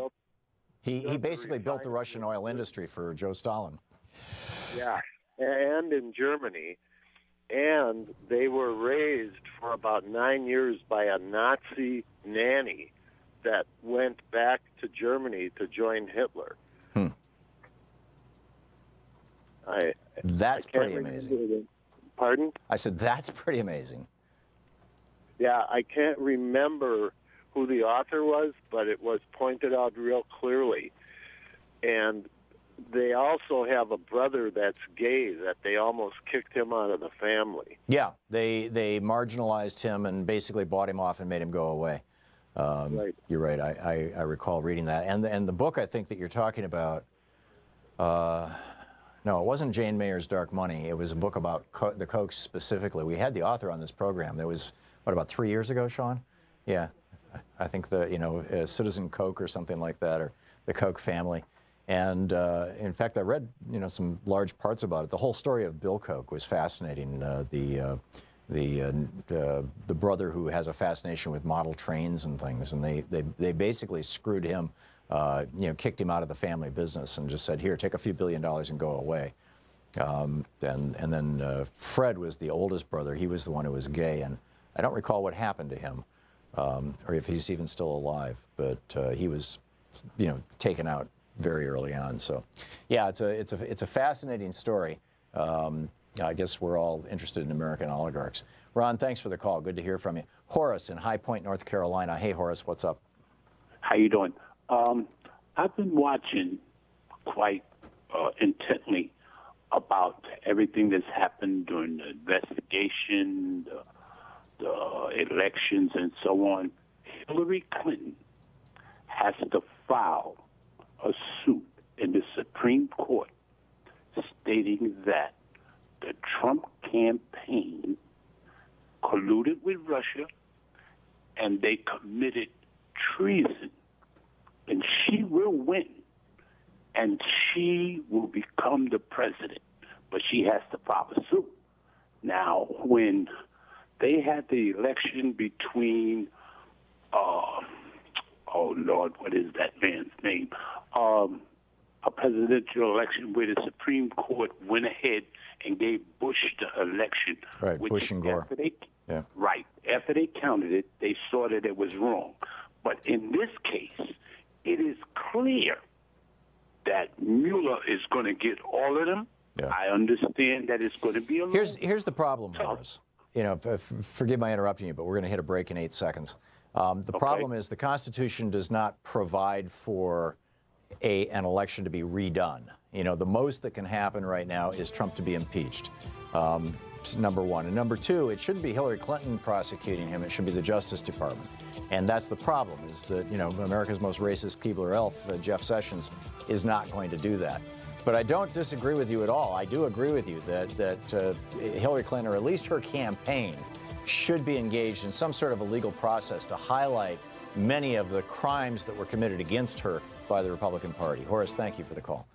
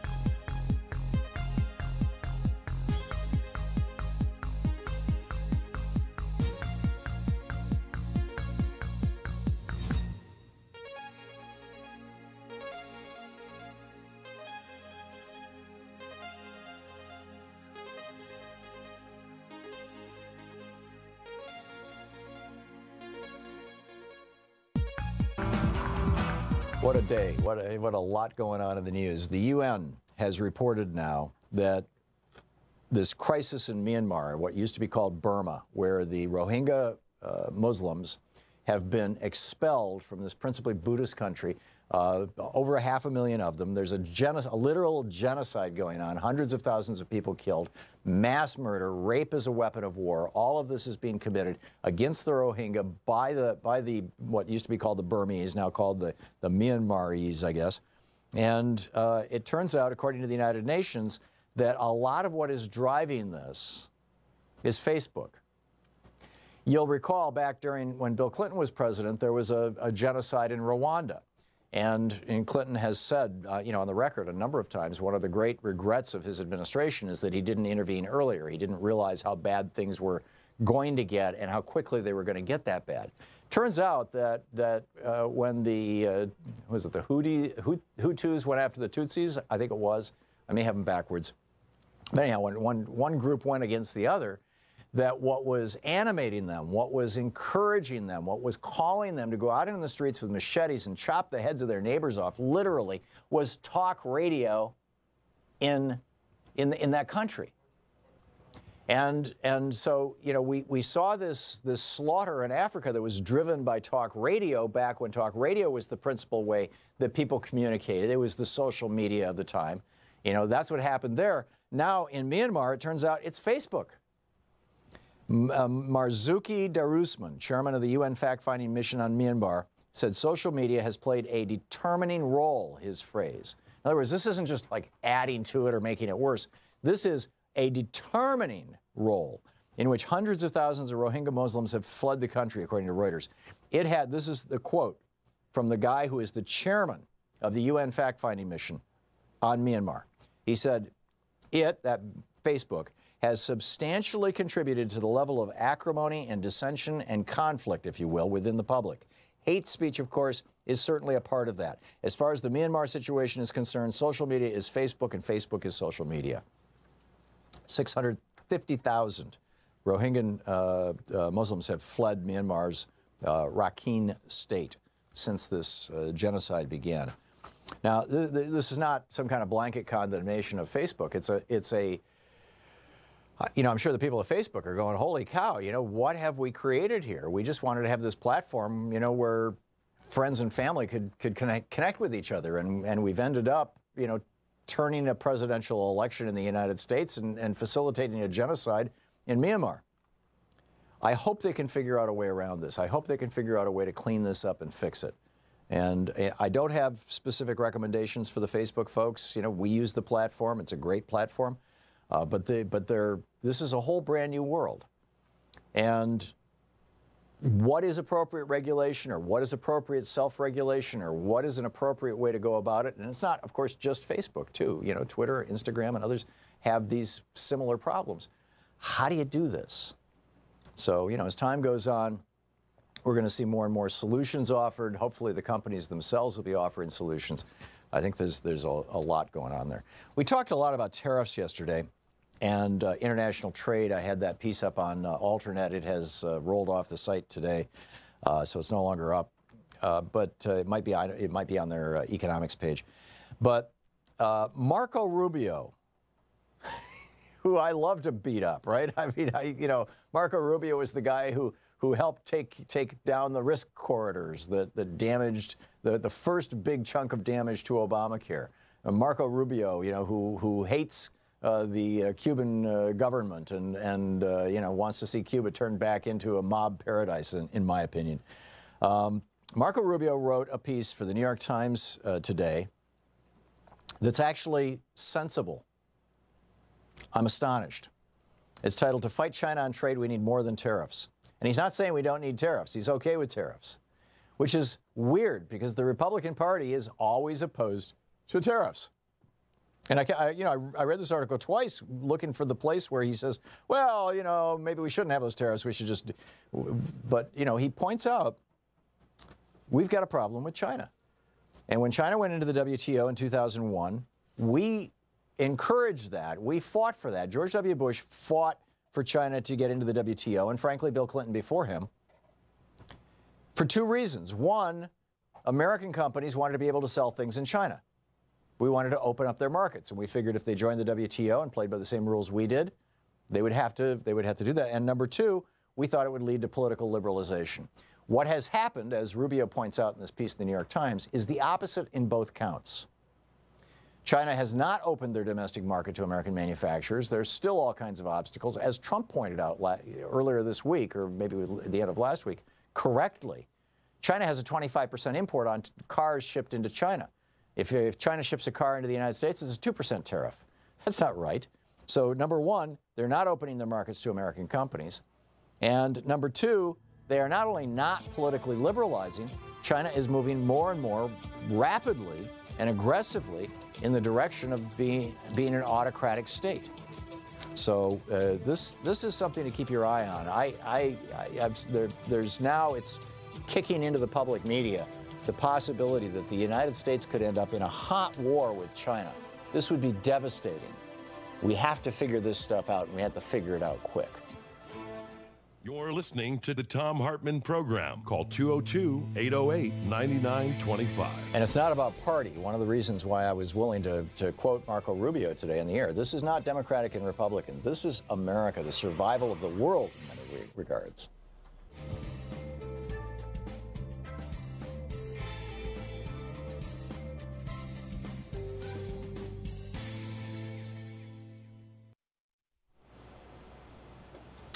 It's the Free Speech TV membership drive. Fewer than 2% of the people who are watching this program right now have actually joined Free Speech TV. When I say tag you're it, this is part of what I'm talking about. Tag you're it. Please call Free Speech TV now, 877-378-8669, and become a member. Become a member of Free Speech TV. If you find this program has value for you and the other programming on Free Speech TV, give them a call and say hi and sign up. Get on the newsletter list and just, you know, become part of something that's really important. This is it's a nonprofit organization. It is you. The Free Speech TV is supported by you. We don't have any big corporate sponsors or anything like that. It's, you know, there are a couple of larger donors, but the vast majority of all of the money that runs this network comes in $10 donations and $100 donations from people like you, from you. And so if you have not yet joined Free Speech TV, if you're part of the 98%, as it were, that hasn't stepped up to the plate, that isn't participating, you know, we get voter participation rates that are 60% in some places, like here in Oregon. Can we get, you know, participation among Free Speech TV viewers up to, say, 4%, 5%? Please, if you've never joined Free Speech TV, you're going to love it. You're going to feel like you're part of something big, bigger than yourself, and something that actually is having an impact in this country, and we are. So please call now, 877-378-8669. Here are the goodies that Free Speech TV is offering. It got real complicated this year, and, you know, so you've got lots and lots of choices. So good luck. I'll go through the list quickly. When you call, they'll work it out with you also. But here are the choices that you have. Number one, a Free Speech TV bumper sticker. You can either have the blue Free Speech TV logo. This with a with a $30 gift, you get to choose one of these 4 bumper stickers. The blue Free Speech TV logo, the black "This is not normal" bumper sticker, the "Elect a Clown, Expect a Circus" bumper sticker, or the Thom Hartmann University bumper sticker. With a $60 gift, you get a Thom Hartmann University bumper sticker, the Free Speech TV blue grocery bag, and a lapel pin by the Human Rights Campaign that says "Love Conquers Hate." With a $72 contribution, you get all 4 bumper stickers that I mentioned earlier. With a $120 contribution, you get a copy of my book, Unequal Protection, autographed by me, and you get a picture that Louise took of me when I was in Cuba a couple of weeks ago, when Louise and I were in Cuba, in front of a picture of Fidel. And, you know, that's it right there. You can see it. And so that's with a $120 gift. With a $240 gift, you get a Free Speech TV Building a Just World t-shirt, which is the theme of this fundraiser. Help us build a just world by becoming part of Free Speech TV.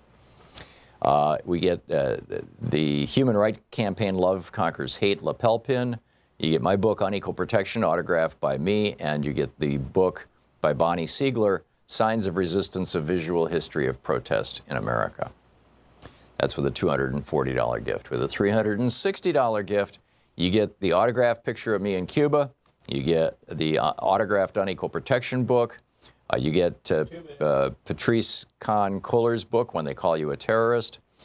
You get the book Signs of Resistance by Bonnie Siegler. You get a 1-year subscription to our podcast. Now, that's an audio podcast. But you can listen to the program anywhere, anytime on your device. You can download the Thom Hartmann app from the App Store. It's free on Android and iPhone devices. And it'll turn on your podcast so you can listen to the whole show anytime you want, you know, completely commercial free. For a year, which is something we normally sell. We're giving away here with a $360 gift. And 4 bumper stickers, all 4 of the bumper stickers that I mentioned earlier. With a $480 gift, we've got this special DVD that when Louise and I were in Cuba, we put together. There are a couple of professors of economics who are giving some rather extensive talks. There's a little bit of driving around Cuba. There's some cultural stuff that we saw, and an interview with one of our tour guides. It's fascinating. It's Tom and Louise's grand adventure, amazing adventure, I guess is the phrase, and so that's not for sale, and it's not available anywhere else, period. This only goes to people who donate $480 or more to Free Speech TV in this pledge drive. That's it. Plus the DVD, you get my book, Unequal Protection, autographed by the author, me. Patrice Kahn-Kohler's book, When They Call You a Terrorist, about Black Lives Matter move. You get the Bonnie Siegler's book, Signs of Resistance. And you get a Free Speech TV Building a Just World t-shirt. And with a $1,000 contribution, come on out to Portland. We have, I think, 8 people coming on Friday of this week that I'm going to be taking to lunch at the hotel restaurant, nice restaurant right next door or right down the street. And we're just going to have a great time. You come in, hang out in the studio for a half hour, an hour, while the show's on, and we can go. So call 877-378-8669 now. 877-378-8669. Thank you. The Thom Hartmann Podcast at thomhartmann.com/podcast. They're commercial free, and you can listen anytime, any place you want.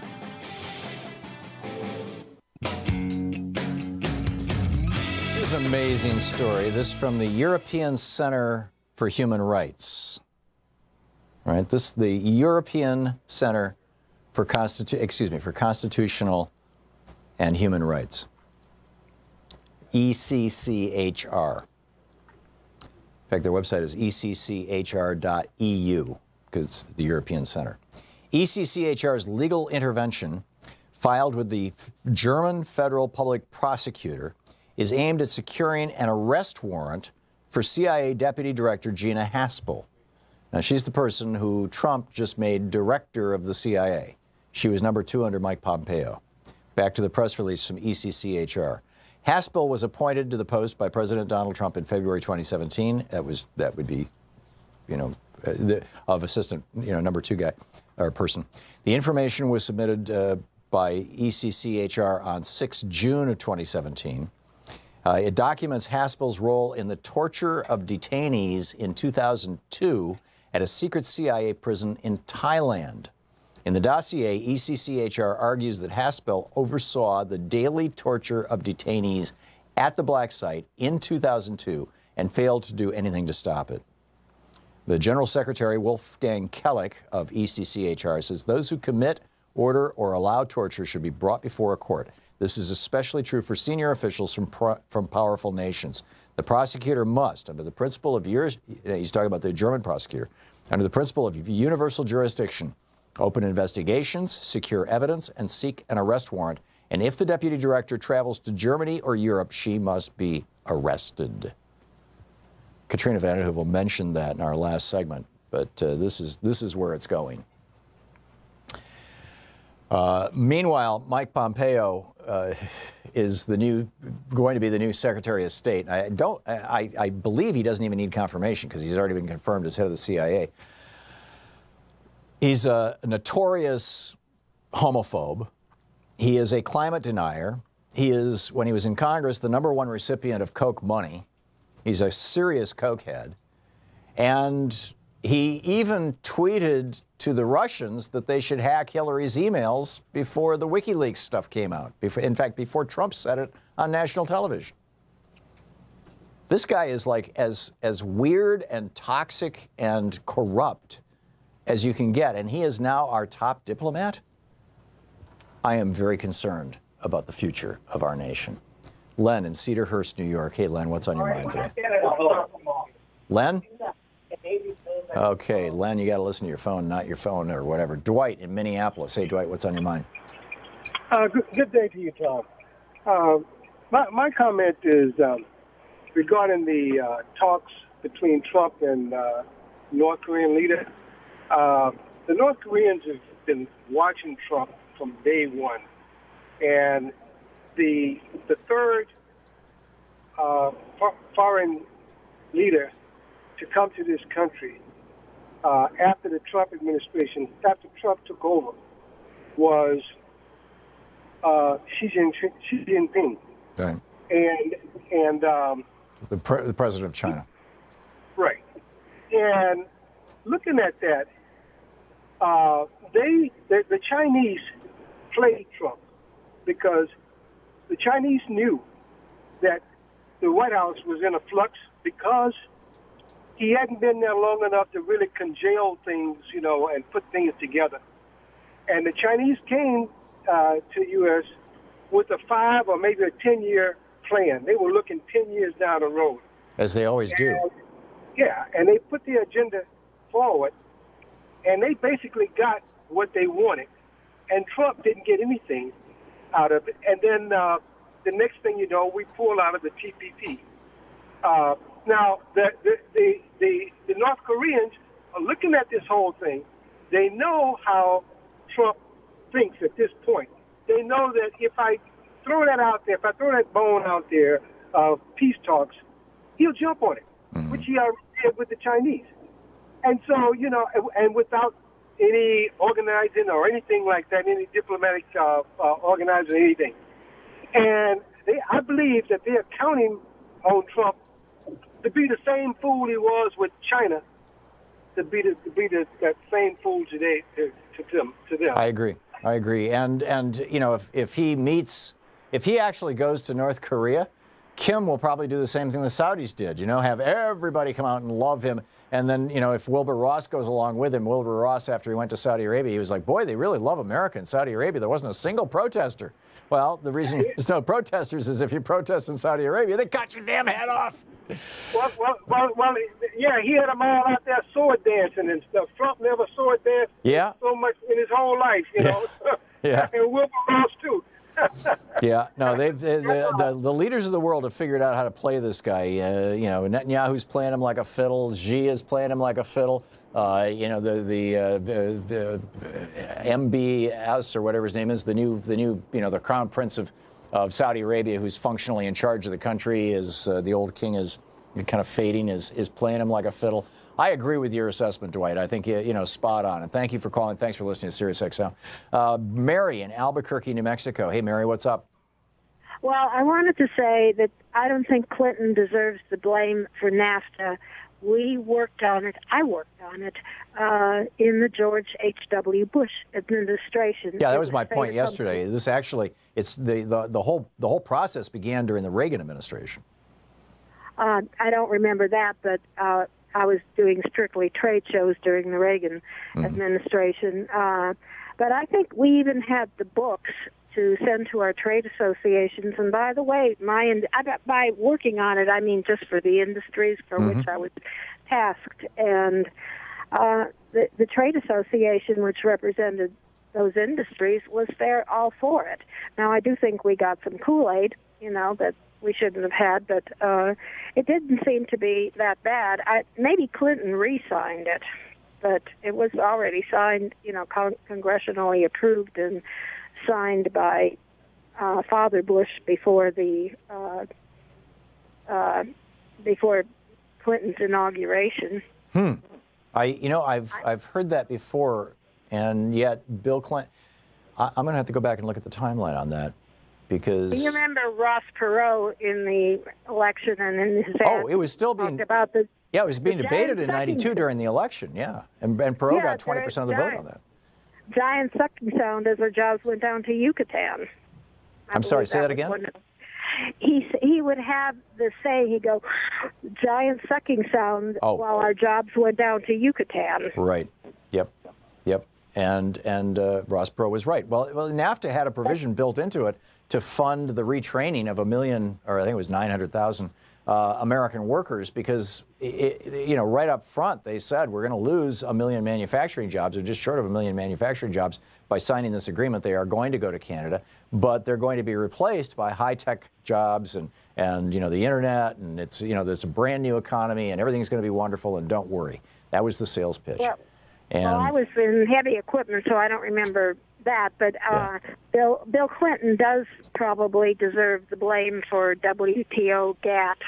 Yeah. That was worse than NAFTA, in my opinion. Yeah, interesting.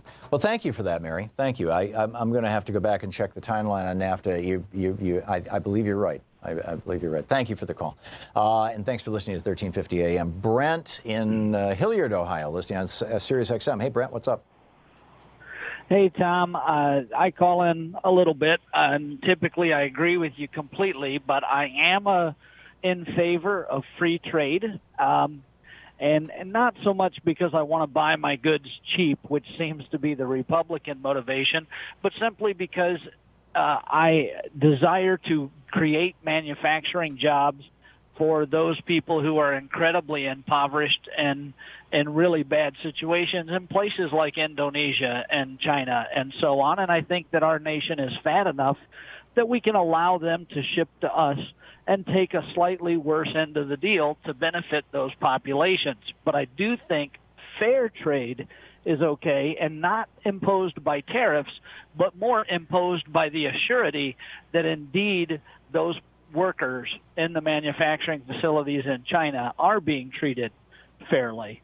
And as far as our losing workers, as you said, NAFTA was supposed to have money, and we, of course, need to change that policy on our side to retrain our people.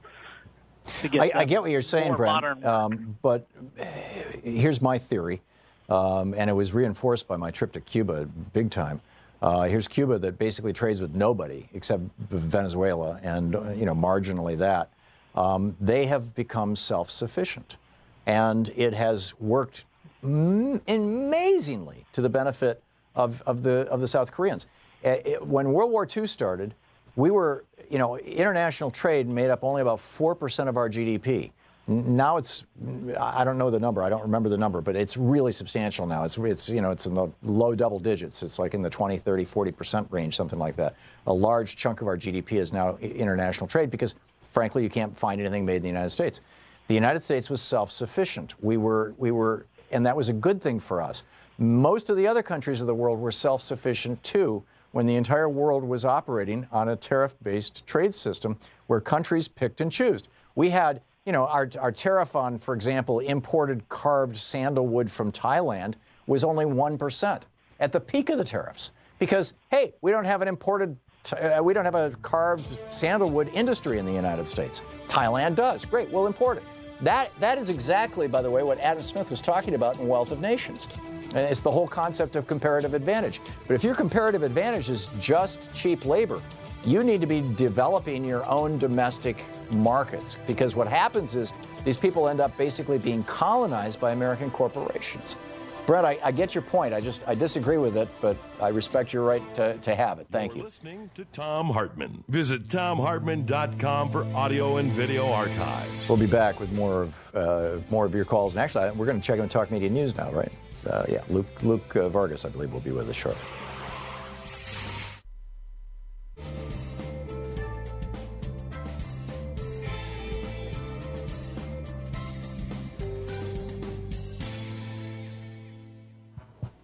And welcome back. Buck in Denver, Colorado, watching Free Speech TV. Hey, Buck, what's on your mind today? Buck is not on the phone. Let's try Charles in Geneva, New York. Hey, Charles, what's on your mind today? Thanks for watching Free Speech TV. Hi, Tom. Thanks for taking my call. I just had a memory to share, and I want to thank you for playing that Robert Kennedy 1968 announcement. Yeah. I remember hearing that live because I was homesick that day. I was 13 years old. Yeah. And I think it was, you would remember probably where he did this. My memory was that he announced that candidacy in the Waldorf Astoria. I don't know. New York City. I don't remember. I'm sorry. But it was, I remember because I was 13.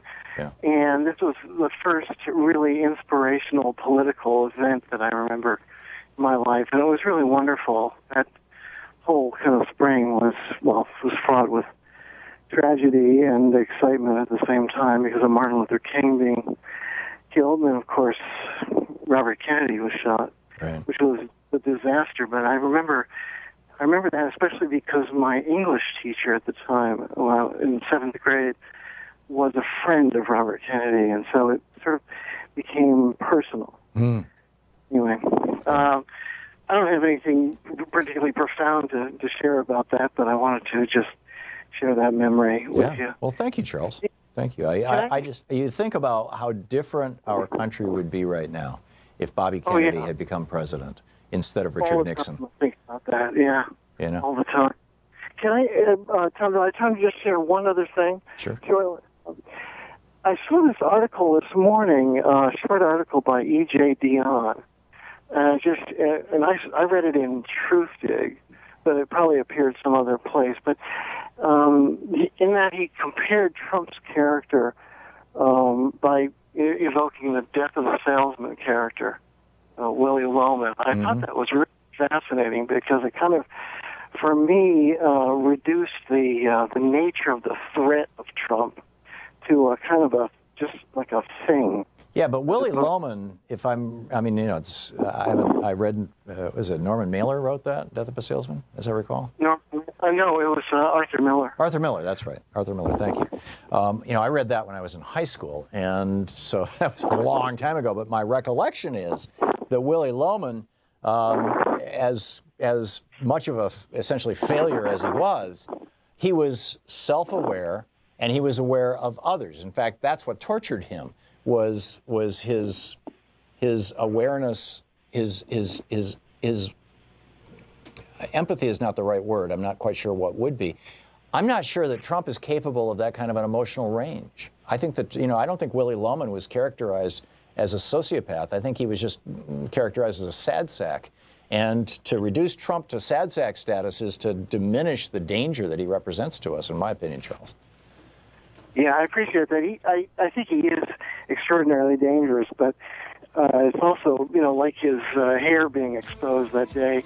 He's kind of like a series of charades. Yeah. And that was. Oh, he's a Potemkin village. You know, you know, it's all phony. I think he is even being a billionaire is phony. I don't think he's a billionaire. I think he's in debt. But yeah, I agree with that's you. why he won't release his taxes. But Charles, thank you for the call, and thanks for watching us on Free Speech TV. We'll be right back. Luke Vargas will be with us in just a moment.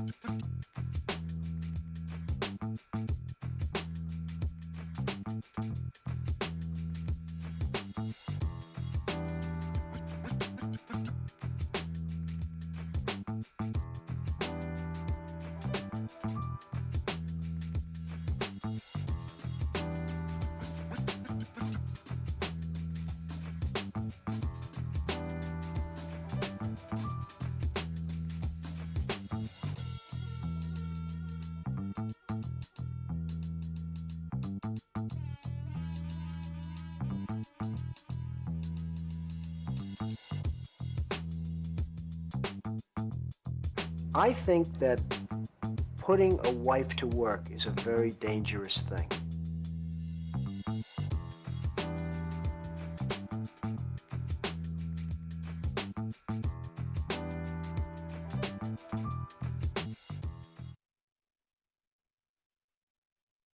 This report brought to you by goatsfortheoldgoat.com and Ellen Ratner's new book, Loving What You Do. You can follow Luke on Twitter at The Courier. He is the chief foreign correspondent for Talk Media News, based out of New York and typically out of the UN. Luke, welcome back to the program.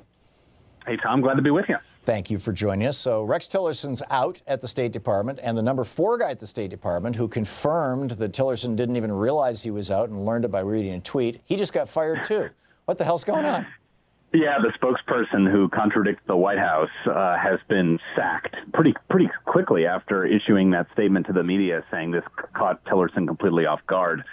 Though I don't know if that's entirely the case. I mean, we've talked about in the foreign policy world the imminent Rexit for a long time, and Trump seemed to admit that today before jetting off to the hoped to be newly constructed border wall. He told the press that basically he'd been discussing an exit for Rex Tillerson's last summer, which makes that December tweet from him all the more bogus when he said it's all fake news, that there's any rumor about a Pompeo-Tillerson swap, which is obviously what we've seen happen here. Right. I will say, I think there's some of the analysis of the impact this is going to have on U.S. foreign policy is a little bit overblown, specifically when it comes to the North Korea process. I mean, I think the biggest change that we're seeing right now is someone who's much more willing to flatter the president moving into this position. I mean, look at the way both Pompeo and Tillerson responded last week to the news that these direct talks between Trump and Kim might go ahead. Pompeo was saying, you know, these are real achievements the administration should be proud of, whereas Tillerson was saying, look, you know, this is still very preliminary. We don't want to rush to any assumptions. So Trump is certainly getting someone who's much more inclined to kind of just go along with whatever Trump wants. Pompeo was the #1 recipient of Koch brothers money when he was in Congress. #1 lifetime recipient of Koch brothers money. So what that tells me is that Mike Pompeo knows how to suck up to billionaires. Yeah, and his positions are pretty hardened. Whereas I think someone like Tillerson, who still was not, widely respected by, foreign policy analysts and is responsible for a pretty big shakeup and loss of talent at the State Department, people still said, look, here's a guy who came into the administration, wanting kind of a reset with Russia, and he's listened to the analysts and he's looked at various things that the State Department rank and file are saying, and he's sort of come around. And he's a pragmatist. He's reflecting sort of the positions of the bureaucracy, and so I think there's reason to suspect Pompeo is a little bit more hardened in his beliefs. And I think the issue where that really becomes important is the Iran nuclear deal. This is up for, I think we're about 45 days away now from the president having to decide whether or not to snap back sanctions on Iran and essentially scrap the deal as we know it. And Pompeo has been very vocal about pushing Trump not to recertify Iran's compliance, even though the CIA believes Iran actually is complying with the terms of the nuclear deal. And Trump himself said basically, one of the issues I had with Tillerson was that I guess he thought it was a good deal, whereas, Pompeo does not. He agrees with me. So I think that's an issue where you're going to see a change in U.S. policy. This could be just a screaming disaster. If Pompeo and Trump walk us into a war with Iran, that will be the beginning of World War III. Mark my words.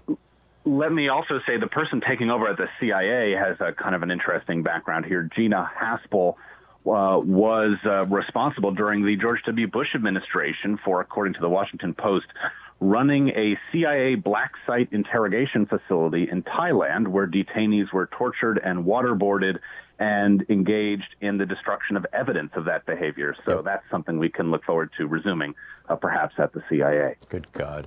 Meanwhile, over in the United Kingdom, Theresa May has come out and directly accused Russia of being responsible for killing their turncoat spy and his daughter, or trying to kill them, and injuring a police officer, and has demanded that Russia respond by midnight tonight. What possible leverage does the UK have? What might they do if Russia just says, we're not? That's a good question, because I don't think we're going to get much. I think we have now 6 hours until that deadline passes, and all the Russians have basically said is, hey, if you're not going to give us a sample of this chemical agent, then we're not going to cooperate. And that we don't know if that's sort of the final word from Russia, but it seems to be they're not terribly willing to cooperate here. As far as punishments, the BBC had an analyst say that sketched out some of these.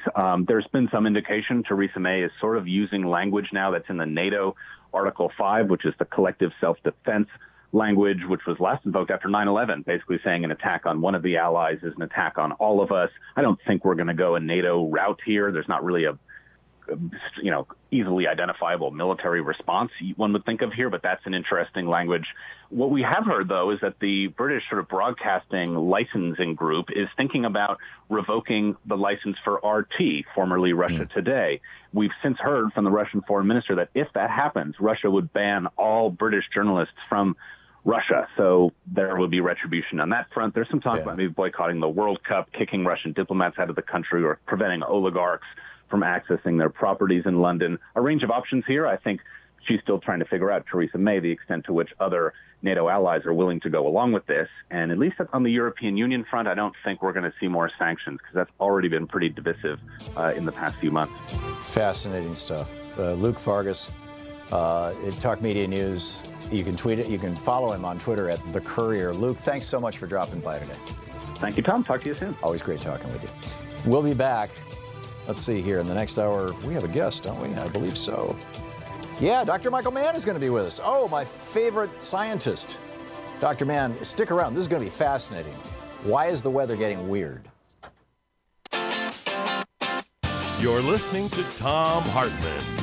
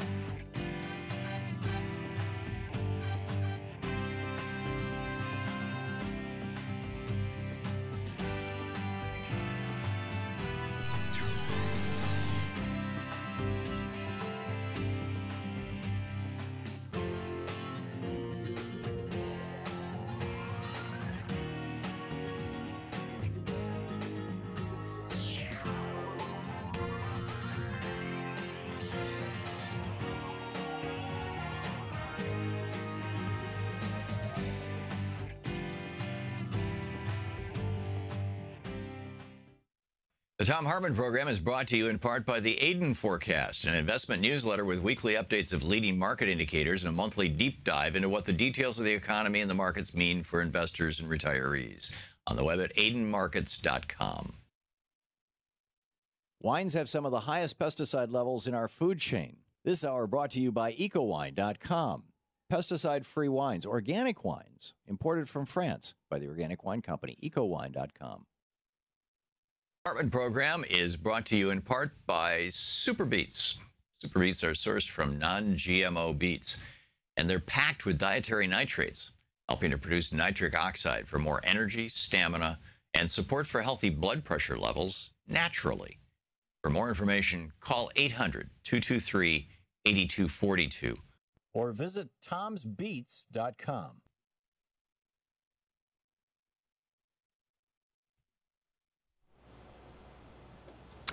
It's the Free Speech TV membership drive. Fewer than 2% of the people who are watching this program right now have actually joined Free Speech TV. You know, when I say tag you're it, this is part of what I'm talking about. Tag you're it. Please call Free Speech TV now, 877-378-8669, and become a member. Become a member of Free Speech TV. If you find this program has value for you and the other programming on Free Speech TV, give them a call and say hi and sign up. Get on the newsletter list and just, you know, become part of something that's really important. This is it's a nonprofit organization. It is you. The Free Speech TV is supported by you. We don't have any big corporate sponsors or anything like that. It's, you know, there are a couple of larger donors, but the vast majority of all of the money that runs this network comes in $10 donations and $100 donations from people like you, from you. And so if you have not yet joined Free Speech TV, if you're part of the 98%, as it were, that hasn't stepped up to the plate, that isn't participating, you know, we get voter participation rates that are 60% in some places, like here in Oregon. Can we get, you know, participation among Free Speech TV viewers up to, say, 4%, 5%? Please, if you've never joined Free Speech TV, you're going to love it. You're going to feel like you're part of something big, bigger than yourself, and something that actually is having an impact in this country, and we are. So please call now, 877-378-8669. Here are the goodies that Free Speech TV is offering. It got real complicated this year, and, you know, so you've got lots and lots of choices. So good luck. I'll go through the list quickly. When you call, they'll work it out with you also. But here are the choices that you have. Number one, a Free Speech TV bumper sticker. You can either have the blue Free Speech TV logo. This with a with a $30 gift, you get to choose one of these 4 bumper stickers.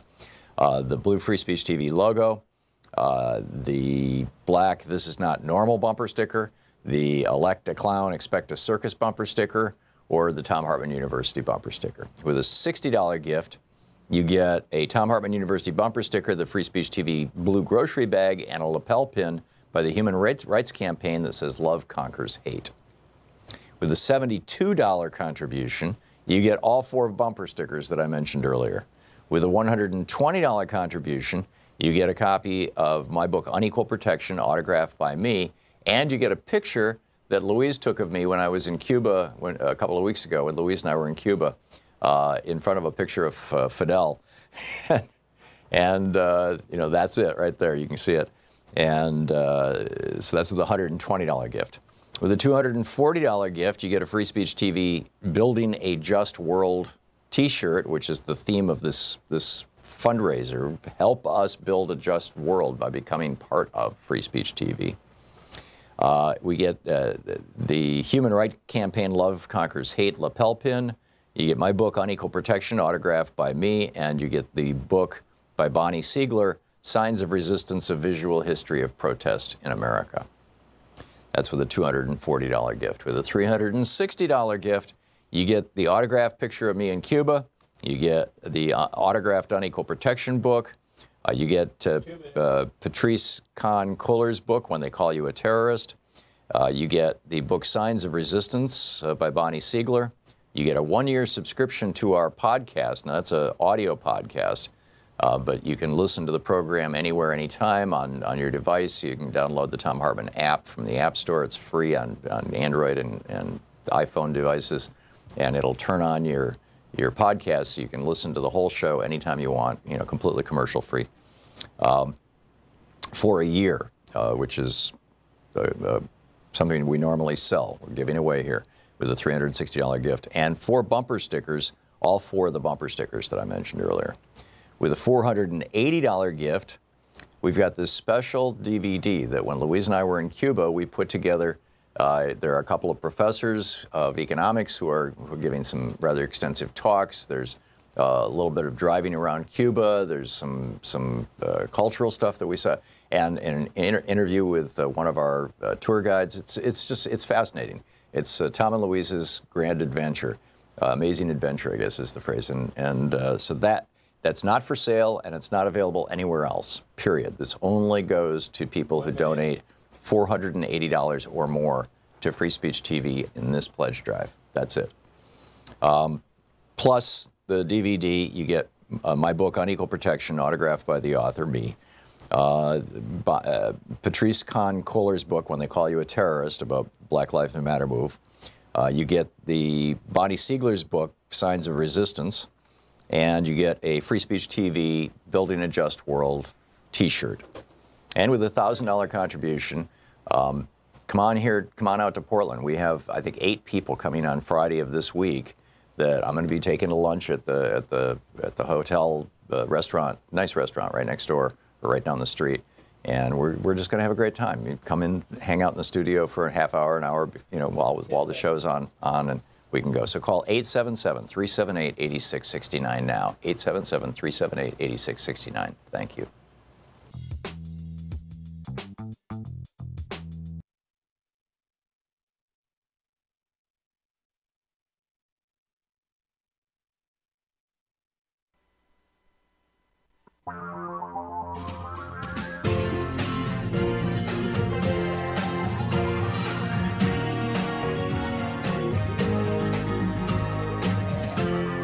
This is the Thom Hartmann Program. Welcome back. Thom Hartmann here with you. One of my favorite scientists on the line with us, Dr. Michael Mann. He is the Distinguished Professor of Meteorology, the Director of the Earth System Science Center at Penn State University, author of several books. His most recent, The Madhouse Effect, How Climate Change Denial is Threatening Our Planet, Destroying Our Politics, and Driving Us Crazy. The inventor of the hockey stick, it just goes on and on. Michael Mann, MANN.net is his website. You can tweet him at Michael E. Mann. Michael, welcome back to the program. Dr. Mann, welcome back to the program. Thanks, Tom. Always great to be with you. It is great having you with us. There was a piece recently about how a newspaper article about how, in fact, I think it was in the Washington Post, but I could be wrong, about how climate change is related to these severe weather events like we're seeing up and down the East Coast right now as we speak. You and I talked about this a few years ago, and at that point in time, there was a woman, I'm forgetting her name, who I'm not even sure she was a climate scientist, who was suggesting that the change in the differential temperatures between mid-latitudes and Arctic latitudes would weaken the jet stream and would produce, or was producing, these wild weather events. Can you recap that for us, number one, and number two, let us know, is that now accepted science? Sure, and I think the individual you're referring to is Jennifer Francis, who is a climate scientist at Rutgers. Yes, you're right.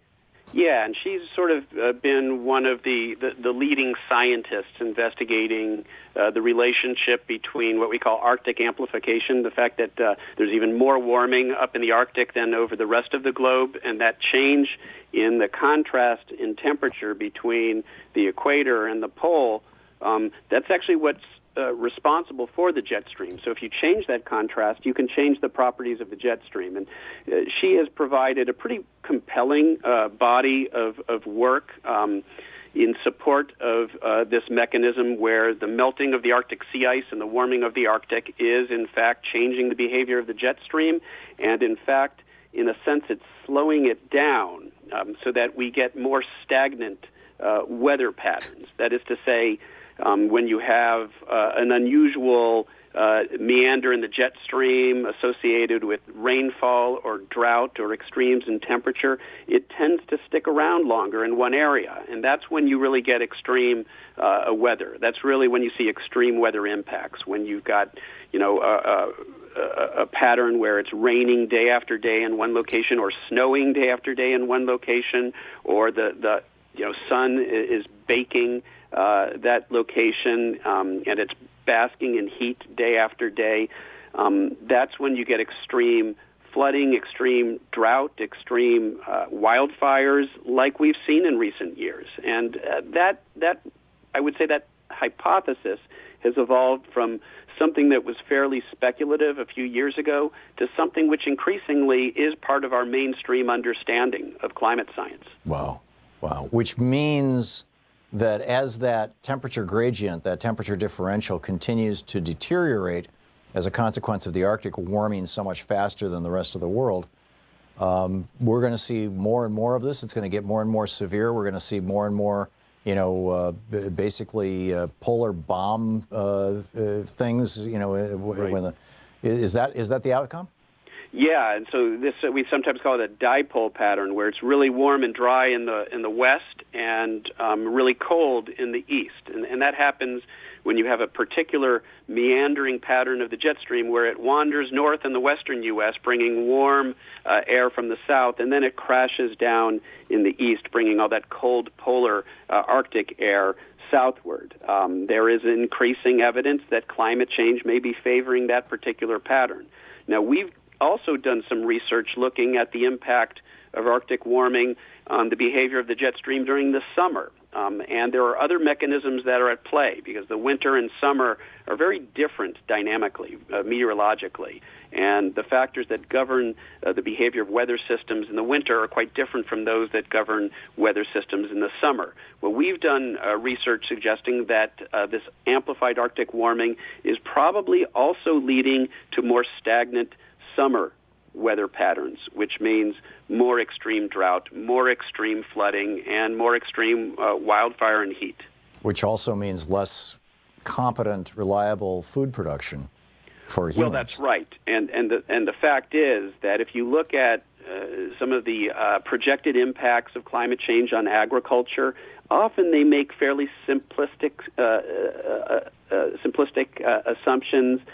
For example, that warmer springs and falls will lead to a lengthening of the growing season in sort of extratropical regions like, the breadbasket of North America. But what we're learning as time goes on, that there are other impacts of warming on extreme weather patterns that are likely to have a very deleterious impact on agriculture. So what was once an assumption that we would see more agricultural productivity in mid-latitude regions, increasingly we understand that the possible impact on extreme weather could completely erase or even negate those impacts, and we could actually see detrimental impacts to agriculture, even in regions that we once thought might benefit from warming. Remarkable. You are. We have about 2.5 minutes left here before we hit a hard break, and you are one of the real heroes of the climate science movement.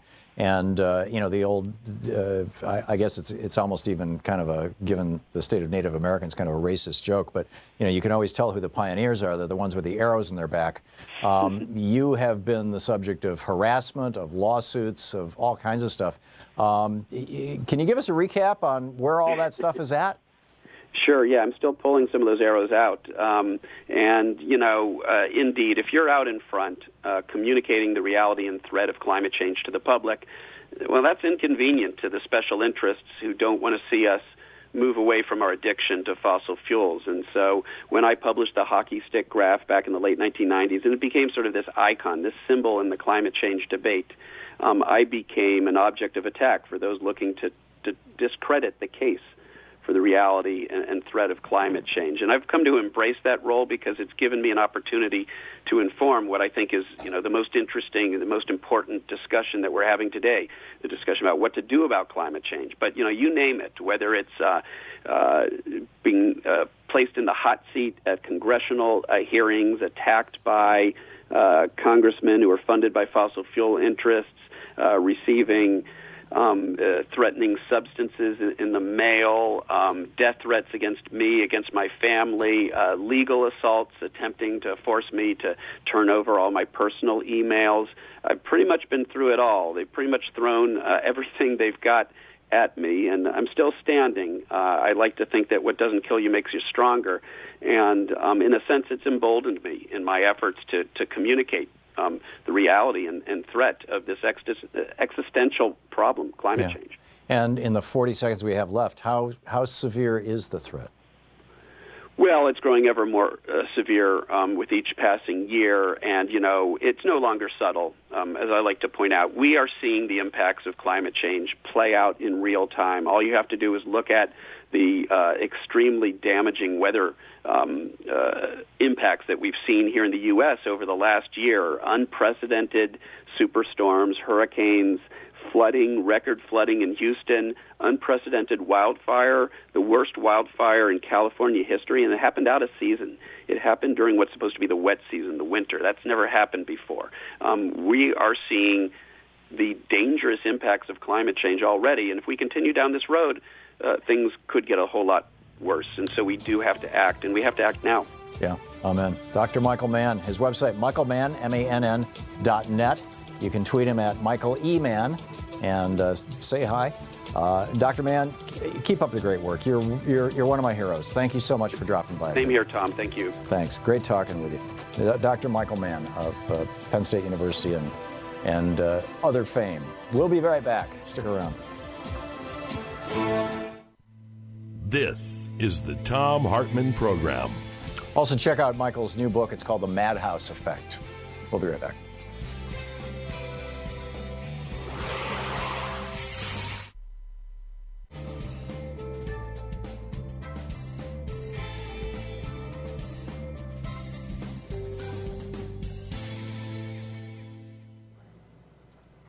And welcome back. Dave in Doylestown, Pennsylvania. Hey, Dave, what's on your mind today? Hey, Tom. Thanks so much for taking my call. Very good watching your show.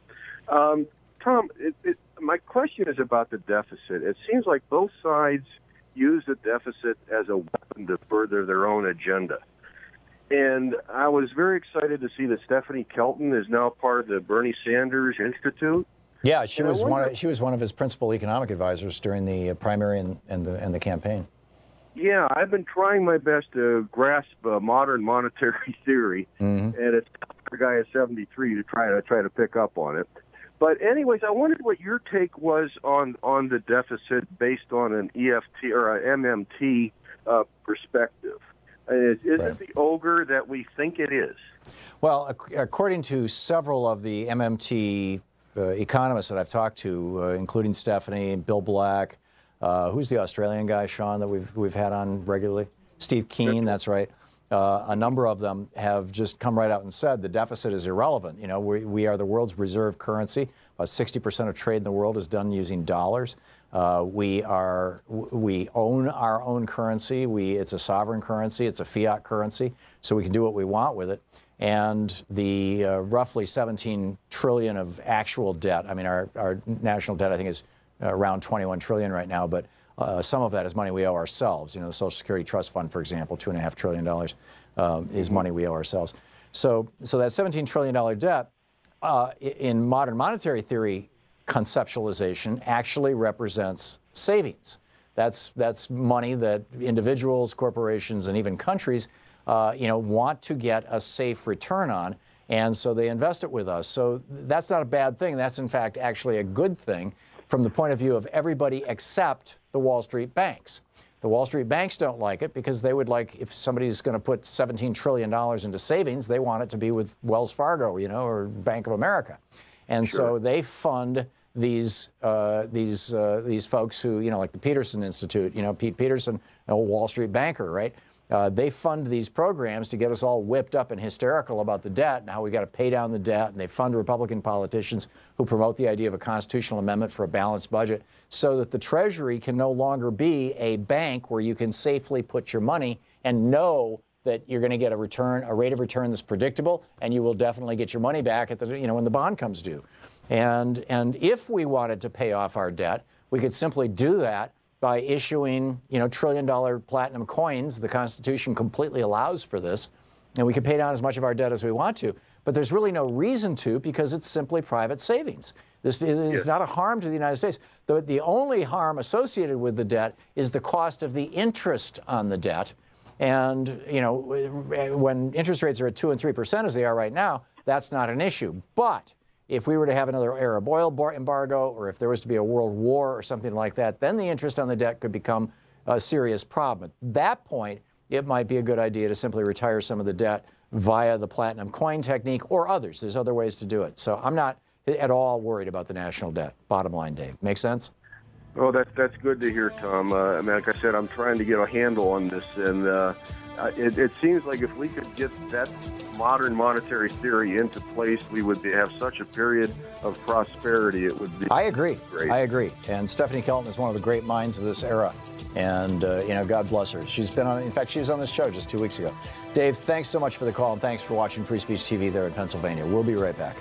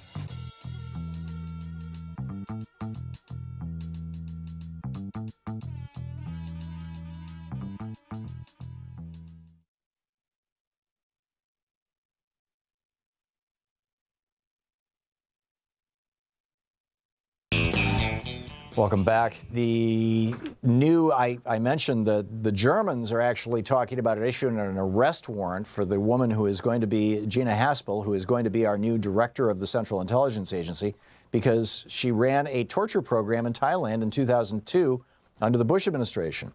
In fact, working this from Huffington Post, working as a clandestine officer in Thailand in 2002, Haspel reportedly was involved in the interrogation of two suspects, Abu Zubaydah and Abdel Rahman al-Nashiri, several news outlets reported last year. The methods used against the men including waterboarding Zubaydah 83 times in 1 month, to the point where doctors once had to revive him, and using the technique of ramming his head into walls. He lost sight in one eye. I mean, this is torture that this woman was responsible for. The torture sessions were videotaped, and Haspel also allegedly played a role in the tape's destructions in 2005. The CIA has disputed this, saying the decision fell to her boss at the time, Jose Rodriguez, but still, CIA agents were legally able to torture terror suspects in black sites across the globe until President Obama put an end to it by executive order in 2009. Ron Wyden has, both of our senators from Oregon, Jeff Merkley and Ron Wyden, have turned out to be absolute heroes in so many areas. Ron Wyden says Ms. Haspel's background makes her unsuitable to serve as CIA director. Her nomination must include total transparency about this background, which I called for more than a year ago when she was appointed deputy director. If Ms. Haspel seeks to serve at the highest levels of U.S. intelligence, the government can no longer cover up disturbing facts about her past.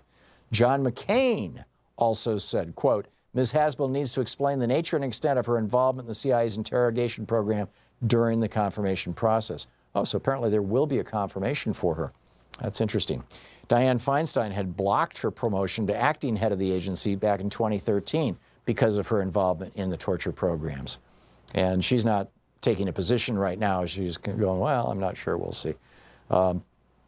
But a number of Sheldon Whitehouse, Democrat from Rhode Island, said, I'm especially concerned by reports that this individual was involved in the unauthorized destruction of CIA interrogation videotapes, which documented the CIA's use of torture. He said, my colleagues, Senator Wyden and Henrich, have stated that classified information details why the newly appointed deputy director is unsuitable for the position and have requested that this information be declassified. This is Senator Sheldon Whitehouse, I join their request. This is going to get interesting.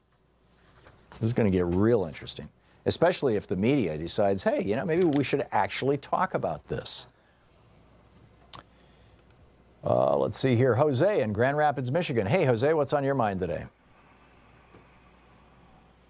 Jose? Not there. Let's try Leroy in Watertown, Wisconsin. Hey, Leroy, what's on your mind today? Hello, Tom. Thanks for taking my call. Sure. And all that you do, speaking on our behalf, trying to, with your relentless effort, it's been, you know, I watch your show every day. I listen to your show every day. And for some reason today, I think I got the tail end of your call that you had with Julio, I believe it was. Mm-hmm. Yeah, Julio Rivera. And he made a statement that really kind of like, I almost choked on my coffee. He made a statement that we all need oil. Mm-hmm. And, you know, and I thought, well, wait. We don't all need oil, but we all do need clean drinking water. I mean, how long can we last without fresh drinking water? You know, it's just mind-boggling. The greed right now is really disheartening because I think, you know, our young people, thank God for those students that are standing up, because if I was a younger man, I'd travel to march with them, because this is just mind-boggling that we have come to this point in this country whereby greed is driving individuals to forsake the future of the young coming up behind us. Yeah. Yeah, that's pretty much my statement. And very well said. Very well said. Leroy, thank you. I couldn't have said it better. Brandon in Hobart, Indiana. Hey, Brandon, got a minute to the break. What's up? Hi, proudly moved out of Hobart, Indiana, because my in-laws and my wife were right-wingers. But anyway, and now I live in Colorado Springs. Okay. Anyway, I decided to watch Fox News yesterday for an hour, and of course I expected to halfway get mad and halfway laugh. But it's just downright frightening how the content is so brainwashing, and you can see it from, you know, a mission point of view, that how they're just absolutely brainwashing all these people. Oh yeah, it's billionaire TV. They're trying to make average working people think that the best interests of billionaires are also their best interests. Right, and how they can fool all these poor people against their own interests is beyond me. But anyway, they were showing Betsy DeVos's footage from that recent interview she did where she was stumbling and bumbling, and they didn't show any of the bad parts. They made her look really good. No blunders. Of course. Everything was about how bold Trump is in the economy. I heard the music playing. Anyway, we got to do something. Our backs are against the wall. Well, the thing to do, Brandon, is not, you know, we're not going to take down Fox News tomorrow morning, but the one thing you can do is figure out what your favorite progressive media may be. I mean, you're listening to the Progress Channel on Sirius XM, your favorite radio station, your favorite websites, and tell all your friends. Spread the word. We need to wake people up. You're listening to the Thom Hartmann Program. Call 202-808-9925. Brandon, thanks for the call. Spot on. No, we really need, you know, think of 2 or 3 people that this week you can turn on to alternative progressive media.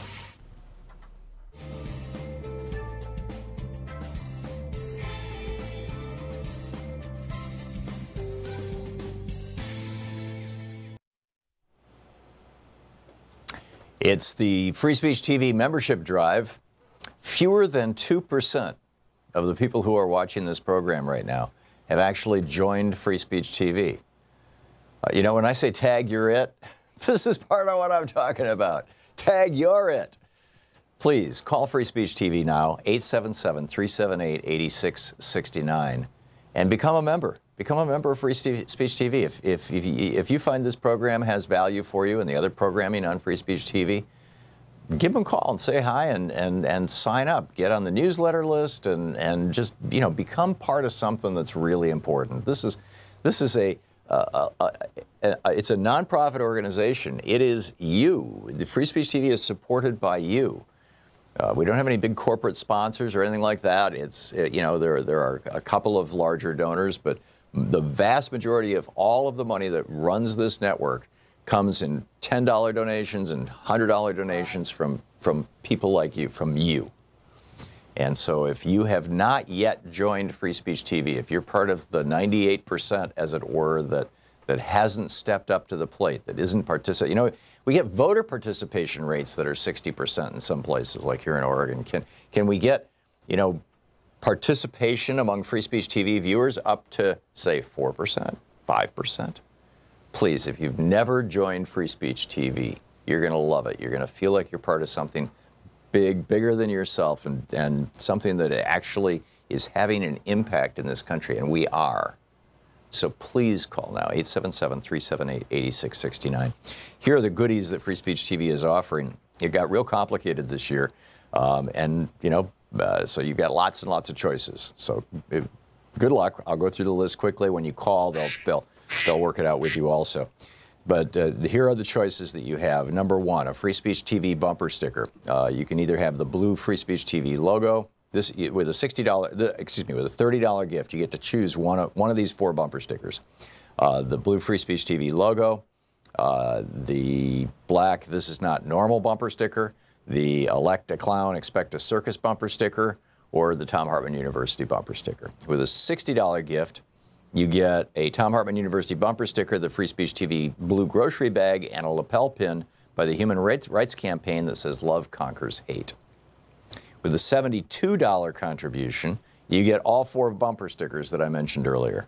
With a $120 contribution, you get a copy of my book, Unequal Protection, autographed by me, and you get a picture that Louise took of me when I was in Cuba a couple of weeks ago, when Louise and I were in Cuba, in front of a picture of Fidel.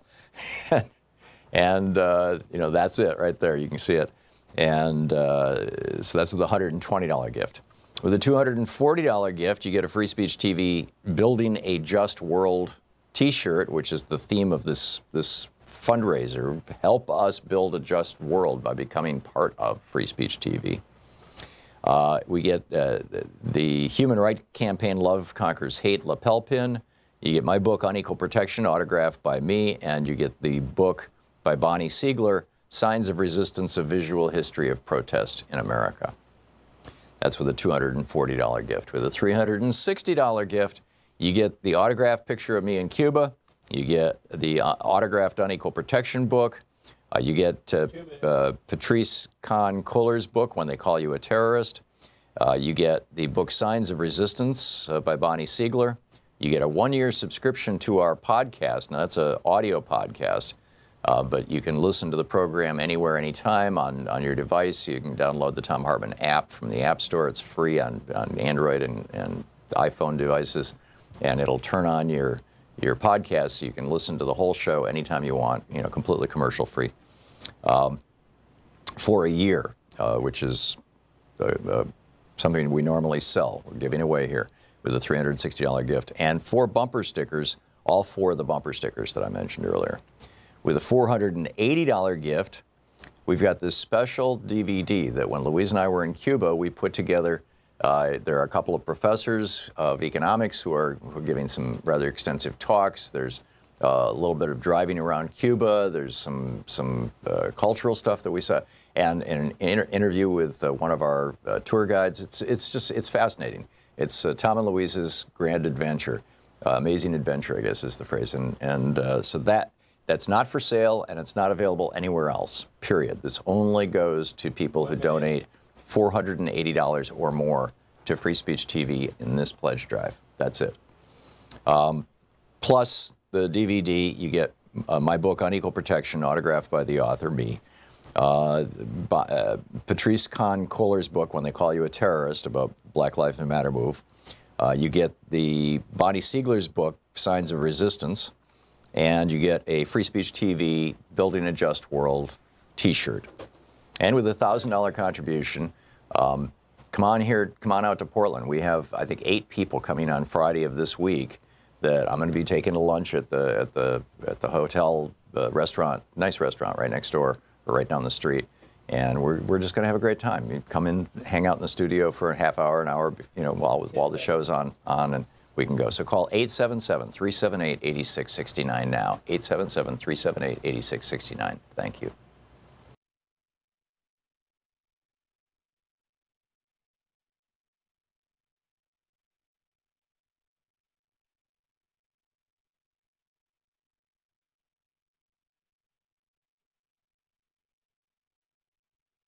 Of political revolution. On the line with us, a revolutionary, Emma Ruby Sachs, Executive Director of Avaaz, avaaz.org is the website. And Emma, welcome to the program. Thanks for having me, Tom. Thanks for joining us, and I hope you don't mind my referring to you as a revolutionary. Not at all. Okay. We originally reached out to you about this Monsanto story, which I want to get to. I think it's astonishing and rather chilling, frankly. But first, this movement for our kids, 7,000 children have been slaughtered in our schools since Newtown. And you participated in this extraordinary event. I referenced this two hours ago on this program, but for people who are just tuning in, can you give us a recap of what's happening in D.C. today? Yeah, I actually was just there. I had to find some reply to talk to you. What we have are 7,000 pairs of shoes out on the Southeast Capitol lawn right in front of lawmakers. You can see it from the offices inside. Wow. And it's this huge installation, and it represents, the 7,000 kids who've been killed by gun violence across the country. So it's not just schools. It's kids who are gunned down in their neighborhoods, in their homes. And it's just a visual representation of the cost of inaction. Mm. So it's 7,000 kids. I must have misspoke earlier. I thought it was 7,000 kids just in our schools. But we've had 7,000 children die from gun violence just, in the last 5 years, roughly? 4.5 years, something like that? Since Sandy Hook. Since Sandy Hook. One of the first times we ever said never again about these mass shootings. Right. And then you just see what happened in Parkland exactly a month ago. Yep. And the death toll is only rising. What kind of response are you getting from lawmakers to this political guerrilla theater or this statement, whatever you would call this? I think it's really touching the core of what's at stake here. And I was with a member of Congress who cried with me looking at the shoes. It's hard not to when you see little. I dropped my daughter's shoes off as part of the memorial, and she's 2.5.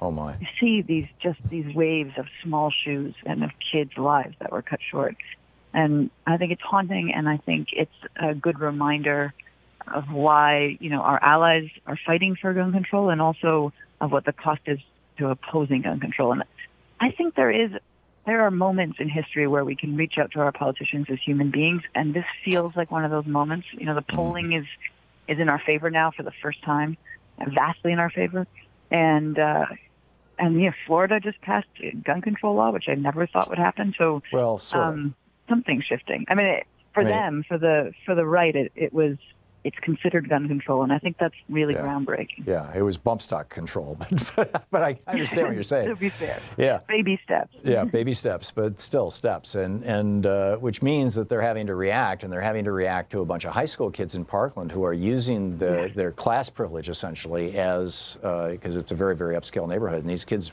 know what they're doing. They're savvy. They're smart. They are just such heroes. It's extraordinary. Tell us real quickly about Avaaz. Your organization, AVAAZ. Well, Avaaz is a 46 million member global advocacy group, and we basically show up when moments of change are happening. So whether that's getting a climate change agreement in Paris, or working for human rights in Syria, against corruption in Brazil, and here in the U.S. on gun control. And we have a little over 2 million members in the U.S., and they are clamoring for action. Where and when did Avaaz start? And what does AVAAZ stand for? So Avaaz means voice or song in 14 different languages. And that's the idea behind our name, because fundamentally we're just about giving citizens the power to communicate with their leaders effectively and quickly when needed. And it started a little over 10 years ago by a Canadian guy named Rikin Patel. And he started with just one petition. he sent it out and said, I think that people might want to sign on to this. It was way before that was commonplace, and it caught fire. It had, I think, 500,000 signatures. And then we just have grown from there, and now we're entirely member-funded. We take only money from our small online donations from our members, and we've grown to almost 50 million members. That's extraordinary. So, Monsanto, you ran a campaign against Monsanto, or actually, I shouldn't characterize it. I'd like you to characterize that campaign. And as a consequence of that, Monsanto reacted in a way that was rather startling and has made a demand that should cause any of us who have ever participated in any sort of a political activist venue, whether it's a Vaz or anything else, to sit up and take notice. This is a BFD. This is huge. This is, in my opinion, this is huge. Tell us about it. So it's basically, and I sort of see this as Monsanto being really sore losers, because Vaz, we ran a campaign in the European Union that limited their license to distribute this pesticide that the World Health Organization has said probably causes cancer. And you're talking about glyphosate, the herbicide? Glyphosate. Yeah. Yeah. And then in Argentina, we stopped a seed plant that was being built in a community right near a water source. And we've been opposing their merger with Bayer, which is a huge part of their plan for the future. And we have members in the countries with their biggest markets. And we've run a number of campaigns over many years against them. And then we got a subpoena delivered to our office, a 170-page subpoena that basically says, we demand that you turn over all communications in your possession related to Monsanto, to glyphosate, to anyone else who produces glyphosate, to any other organizations that are involved in this, to any other herbicide that's related, which of course includes years and hundreds of thousands of pieces of communication, including information from our members, their names, their email addresses, what they've written to their representatives. And we put out a call to our members and we said, this has happened. Should we fight it? And our members voted overwhelmingly to fight it. And not only that, they then funded the fight, which has been incredible. Our first stage is completely funded. And after that outcry and our initial legal filing, which explained why it was so unbelievably out of the jurisdiction of the law for them to ask for this, Monsanto has already withdrawn a huge piece of that subpoena. They've already said, they've submitted to the judge saying, oops, we don't actually want any member data. Oops, we don't want anything related to Monsanto. We just want communications related to glyphosate, which is still a crazy thing to ask for, but it's an amazing win that our members have to power. Yeah. What does this, I mean, you're almost 50 million member organization. You're not, a small local organization. Does Monsanto have a history of using slap suits and threats and subpoenas and these sorts of things against smaller organizations that might not be able to fight back? I assume they do, because I've just looked at the kind of litigation that they've launched just in the last year. They subpoenaed the International Agency for Research on Cancer. They have sued the state of California. They've sued the state of Arkansas. These are big organizations that are being embroiled in legal battles. Yeah. I can't imagine what a smaller organization would do. And an organization, our members are really brave, but it's scary when a corporation is saying to you, the world that we live in is one where if you oppose us, we all of a sudden will have access to all your emails, to yourself, and your private emails with friends that relate it all to us. And when our members found out about this, a lot of them wrote in with support, and a lot of them wrote in scared, saying, does this mean my information is going to be turned over to this huge corporation, and what does that mean for my future? Right. Is there any kind of legislative fix, or is this, I'm guessing this is an international problem, not just a U.S. problem? Interestingly, this is a U.S. law they're using. So it's this is crazy legal stuff, but what they did is there's these two guys in Illinois who are suing them for getting cancer while they were using Roundup. They both have non-Hodgkin's lymphoma. They used Roundup for 30 years, and they're suing them, and this all happened a long time ago. And they attached our subpoena to that lawsuit. So the lawsuit has nothing to do with advocacy, nothing to do with any of the campaigns we've run.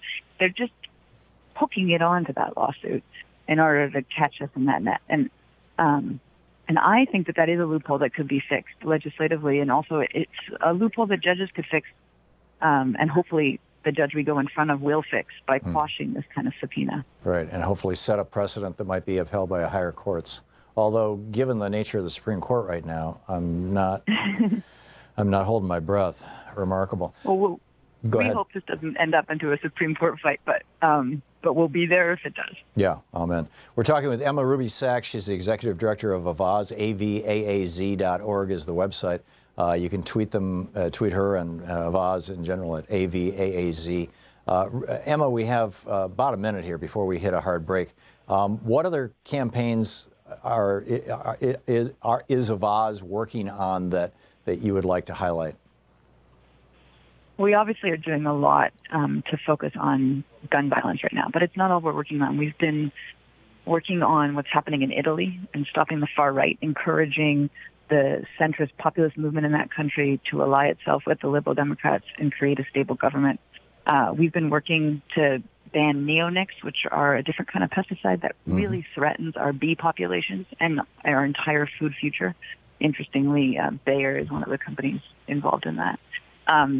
And we're also working on what's happening in Yemen and having countries turn away from these huge arms deals with the Saudis that are directly being used to kill civilians in Yemen. And that's just a few of the campaigns we're working on right now. That's marvelous. Avaaz is the organization, the website avaaz.org. You can tweet at Avaaz. Emma Ruby Sachs is the executive director. Emma, thank you so much for dropping by today. Thank you so much. Great talking with you, and I wish you the very best and keep up the great work. It is marvelous having good. Can't help it. There you go. Can't wait to keep listening to your show. It's well, wonderful. Thank you, Emma. Thank you. It's very kind. We'll be back. Stick around.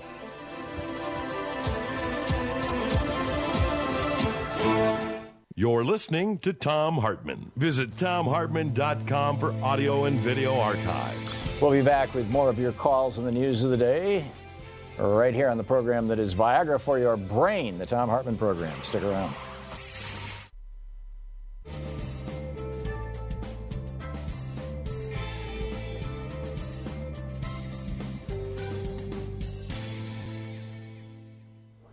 And welcome back. Buck in Denver. Hey, Buck, thanks for watching Free Speech. What's on your mind today? Yeah, Tom, can you hear me? Just fine. Yeah. Good. Well, my concern today is the amount of frivolous spending that this administration has been participating in for the whole year. And the biggest two obvious things that I wanted to talk about are the wall and the parade. Now, President Trump is going to go out there to California today to check these walls, and it's obvious to me. It's obviously an ego trip for him to get this wall up, and he's going to charge the taxpayers after saying Mexico was going to pay first, and now he's going to put it on the taxpayers. My take on it, Tom, is that the billionaires should pay for the walls. They got the big cut on the taxes. And it's only fair that they get a little skin in the game here. I mean, if not, well, Trump can propose anything and tax and grab the taxpayers' money to buy it. What I want to know is, when did we become East Berlin? When did we decide that we needed a wall? I mean, this is crazy. We did not have a problem with illegal immigration into the United States until Ronald Reagan stopped enforcing the laws against employers hiring people who are not citizens. When Reagan made that change in '86 after his amnesty, that's when people started pouring into this country, not because they were, hey, let's go to America, but because U.S. employers were literally reaching out to them and saying, hey, you want to come to the United States? You'll be illegal, but you'll make a lot of money, particularly by standards of Mexico or El Salvador or Guatemala or Honduras. And it is, we have an illegal employer problem in this country, and no president since Reagan has cracked down on employers. Yeah. And we don't need a damn wall. We're not East Berlin. Come on, give me a break. Yeah, and we don't need a parade either. I don't think Yeah, it's like and by the way, the cost of the parade could house every homeless veteran in the United States for 2 months. The cost of the wall could house every homeless veteran in the United States forever. I agree. Where are our priorities, Buck? I would like to know that. I think they've gone south, and we need to get them back. Yeah, these people are just nuts. I mean, it's just nuts. I gotta move along here, but Buck, thank you for the call. Great to hear from you. Gary in Seattle. Hey, Gary, what's up? Hi, good afternoon. My concern is with the children. You said 7,000 children in schools, but now you know the difference. It wasn't just the schools. Right. I'm in Central Washington. There was a teacher, a principal, who had an idea that I had, and he's using it. How about having veterans as guards at schools? 2 veterans per school, every school in the United States. Give them a job, give them a purpose. I have no problem with veterans working in our schools in areas where they are trained to work in our schools. Teaching is not something that just falls out of the sky. You have to learn how to do it. But why do we have to have guards in our schools? We're the only country in the world that has this problem. The reason why, Gary, is we are 5% of the world's population, and we have 53% of the world's guns in civilian hands. That's the problem. When we get back down to having 5% of the world's guns in civilian hands, you're going to see, like we did in the 40s, 50s, and 60s, you are going to see this problem go away. This problem is, just like the opiate problem is the result of aggressive marketing by companies selling narcotics, our gun problem in America is the result of 30 years of aggressive marketing by gun manufacturers in the United States.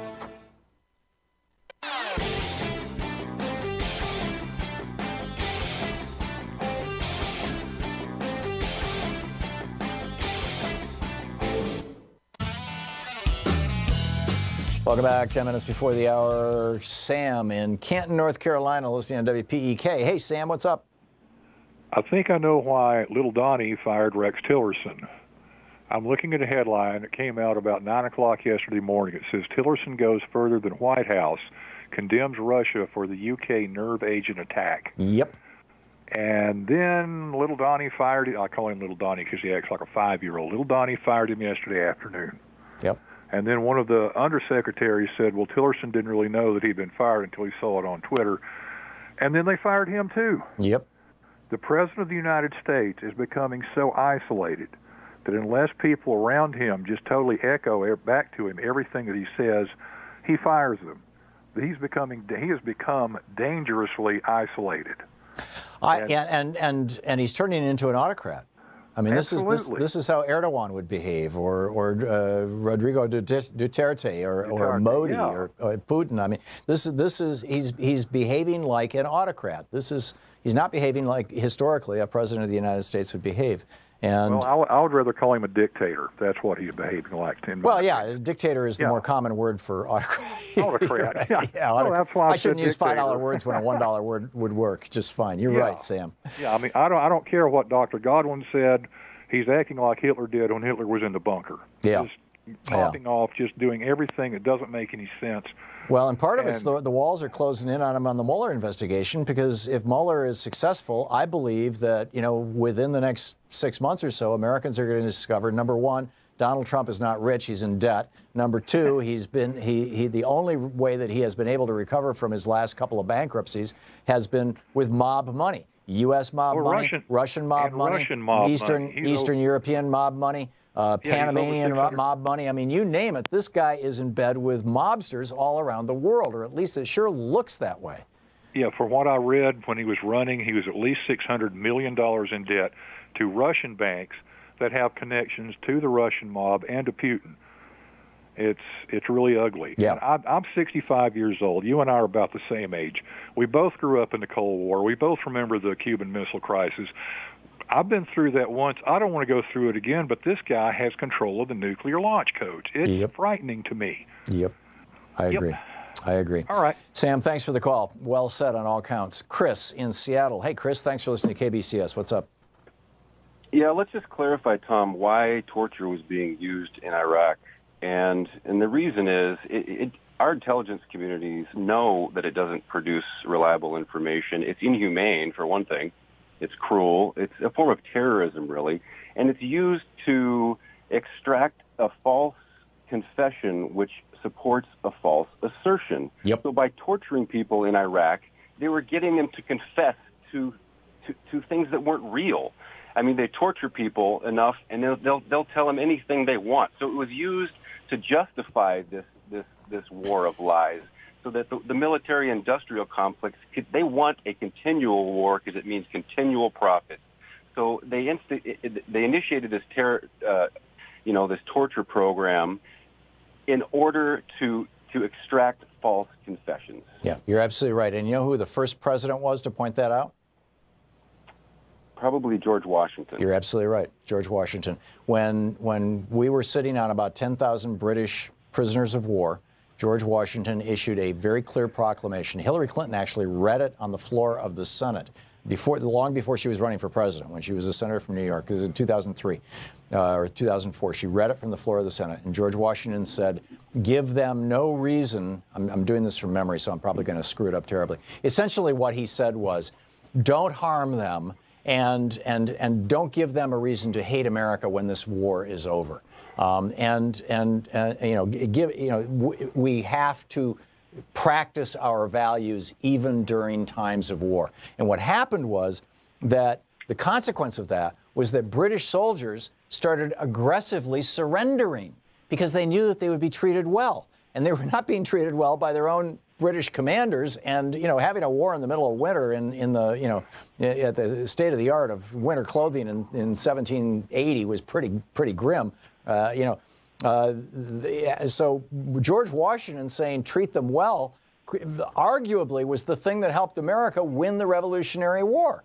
And George W. Bush did the exact opposite. And that's why so many people in the Middle East are pissed off at us, is they view it. We came into their country, we broke their country, we stole their wealth, and we tortured their citizens, and we continue to. And Trump is bragging about the fact that he's got people in Guantanamo who were cleared for release, who had never committed any crime whatsoever, were cleared for release by the Bush administration. But the Republicans in Congress won't allow them to be released. Chris, excellent point. Thank you for the call. Jasper in Atlanta. Hey, Jasper, thanks for listening to Sirius XM. What's on your mind today? Well, thank you, Tom, for the things that you do and what you present to us, these different things. I'm just saying that with Mr. Pompeo going over to the State Department, I'm thinking that being that our president is a Russian troll, of that whatever information that the CIA had, now Trump will have, and they will be in a position to transfer that over to the Russians vis-a-vis through Netanyahu and any of those oligarchs that, like the Koch brothers or those that are in Russia. It's the same thing. And if one is to believe the scriptures and Gog and Magog, for those who say they love this country, they better get on the case and stop Trump, because he's already given all the secrets away, and pretty soon there won't be anything to stop that Russian attack, because Mr. Putin is one of those who will shoot those missiles, and he's already bragging about what he's going to do.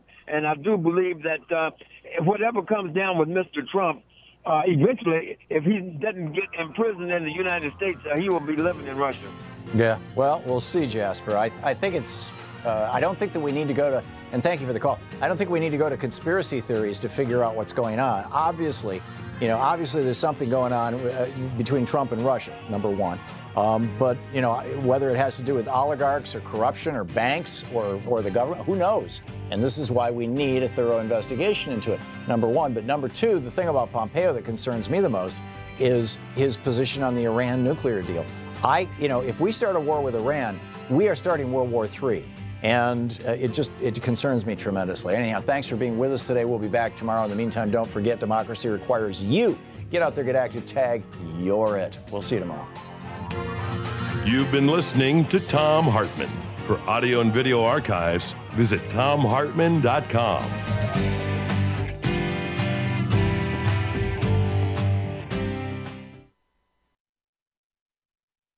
The Thom Hartmann Program is brought to you in part by the Aiden Forecast, an investment newsletter with weekly updates of leading market indicators and a monthly deep dive into what the details of the economy and the markets mean for investors and retirees. On the web at aidenmarkets.com. Wines have some of the highest pesticide levels in our food chain. This hour brought to you by ecowine.com. Pesticide-free wines, organic wines, imported from France by the Organic Wine Company, ecowine.com. Hartmann Program is brought to you in part by Super Beets. Super Beets are sourced from non-GMO beets, and they're packed with dietary nitrates, helping to produce nitric oxide for more energy, stamina, and support for healthy blood pressure levels naturally. For more information, call 800-223-8242. Or visit tomsbeats.com.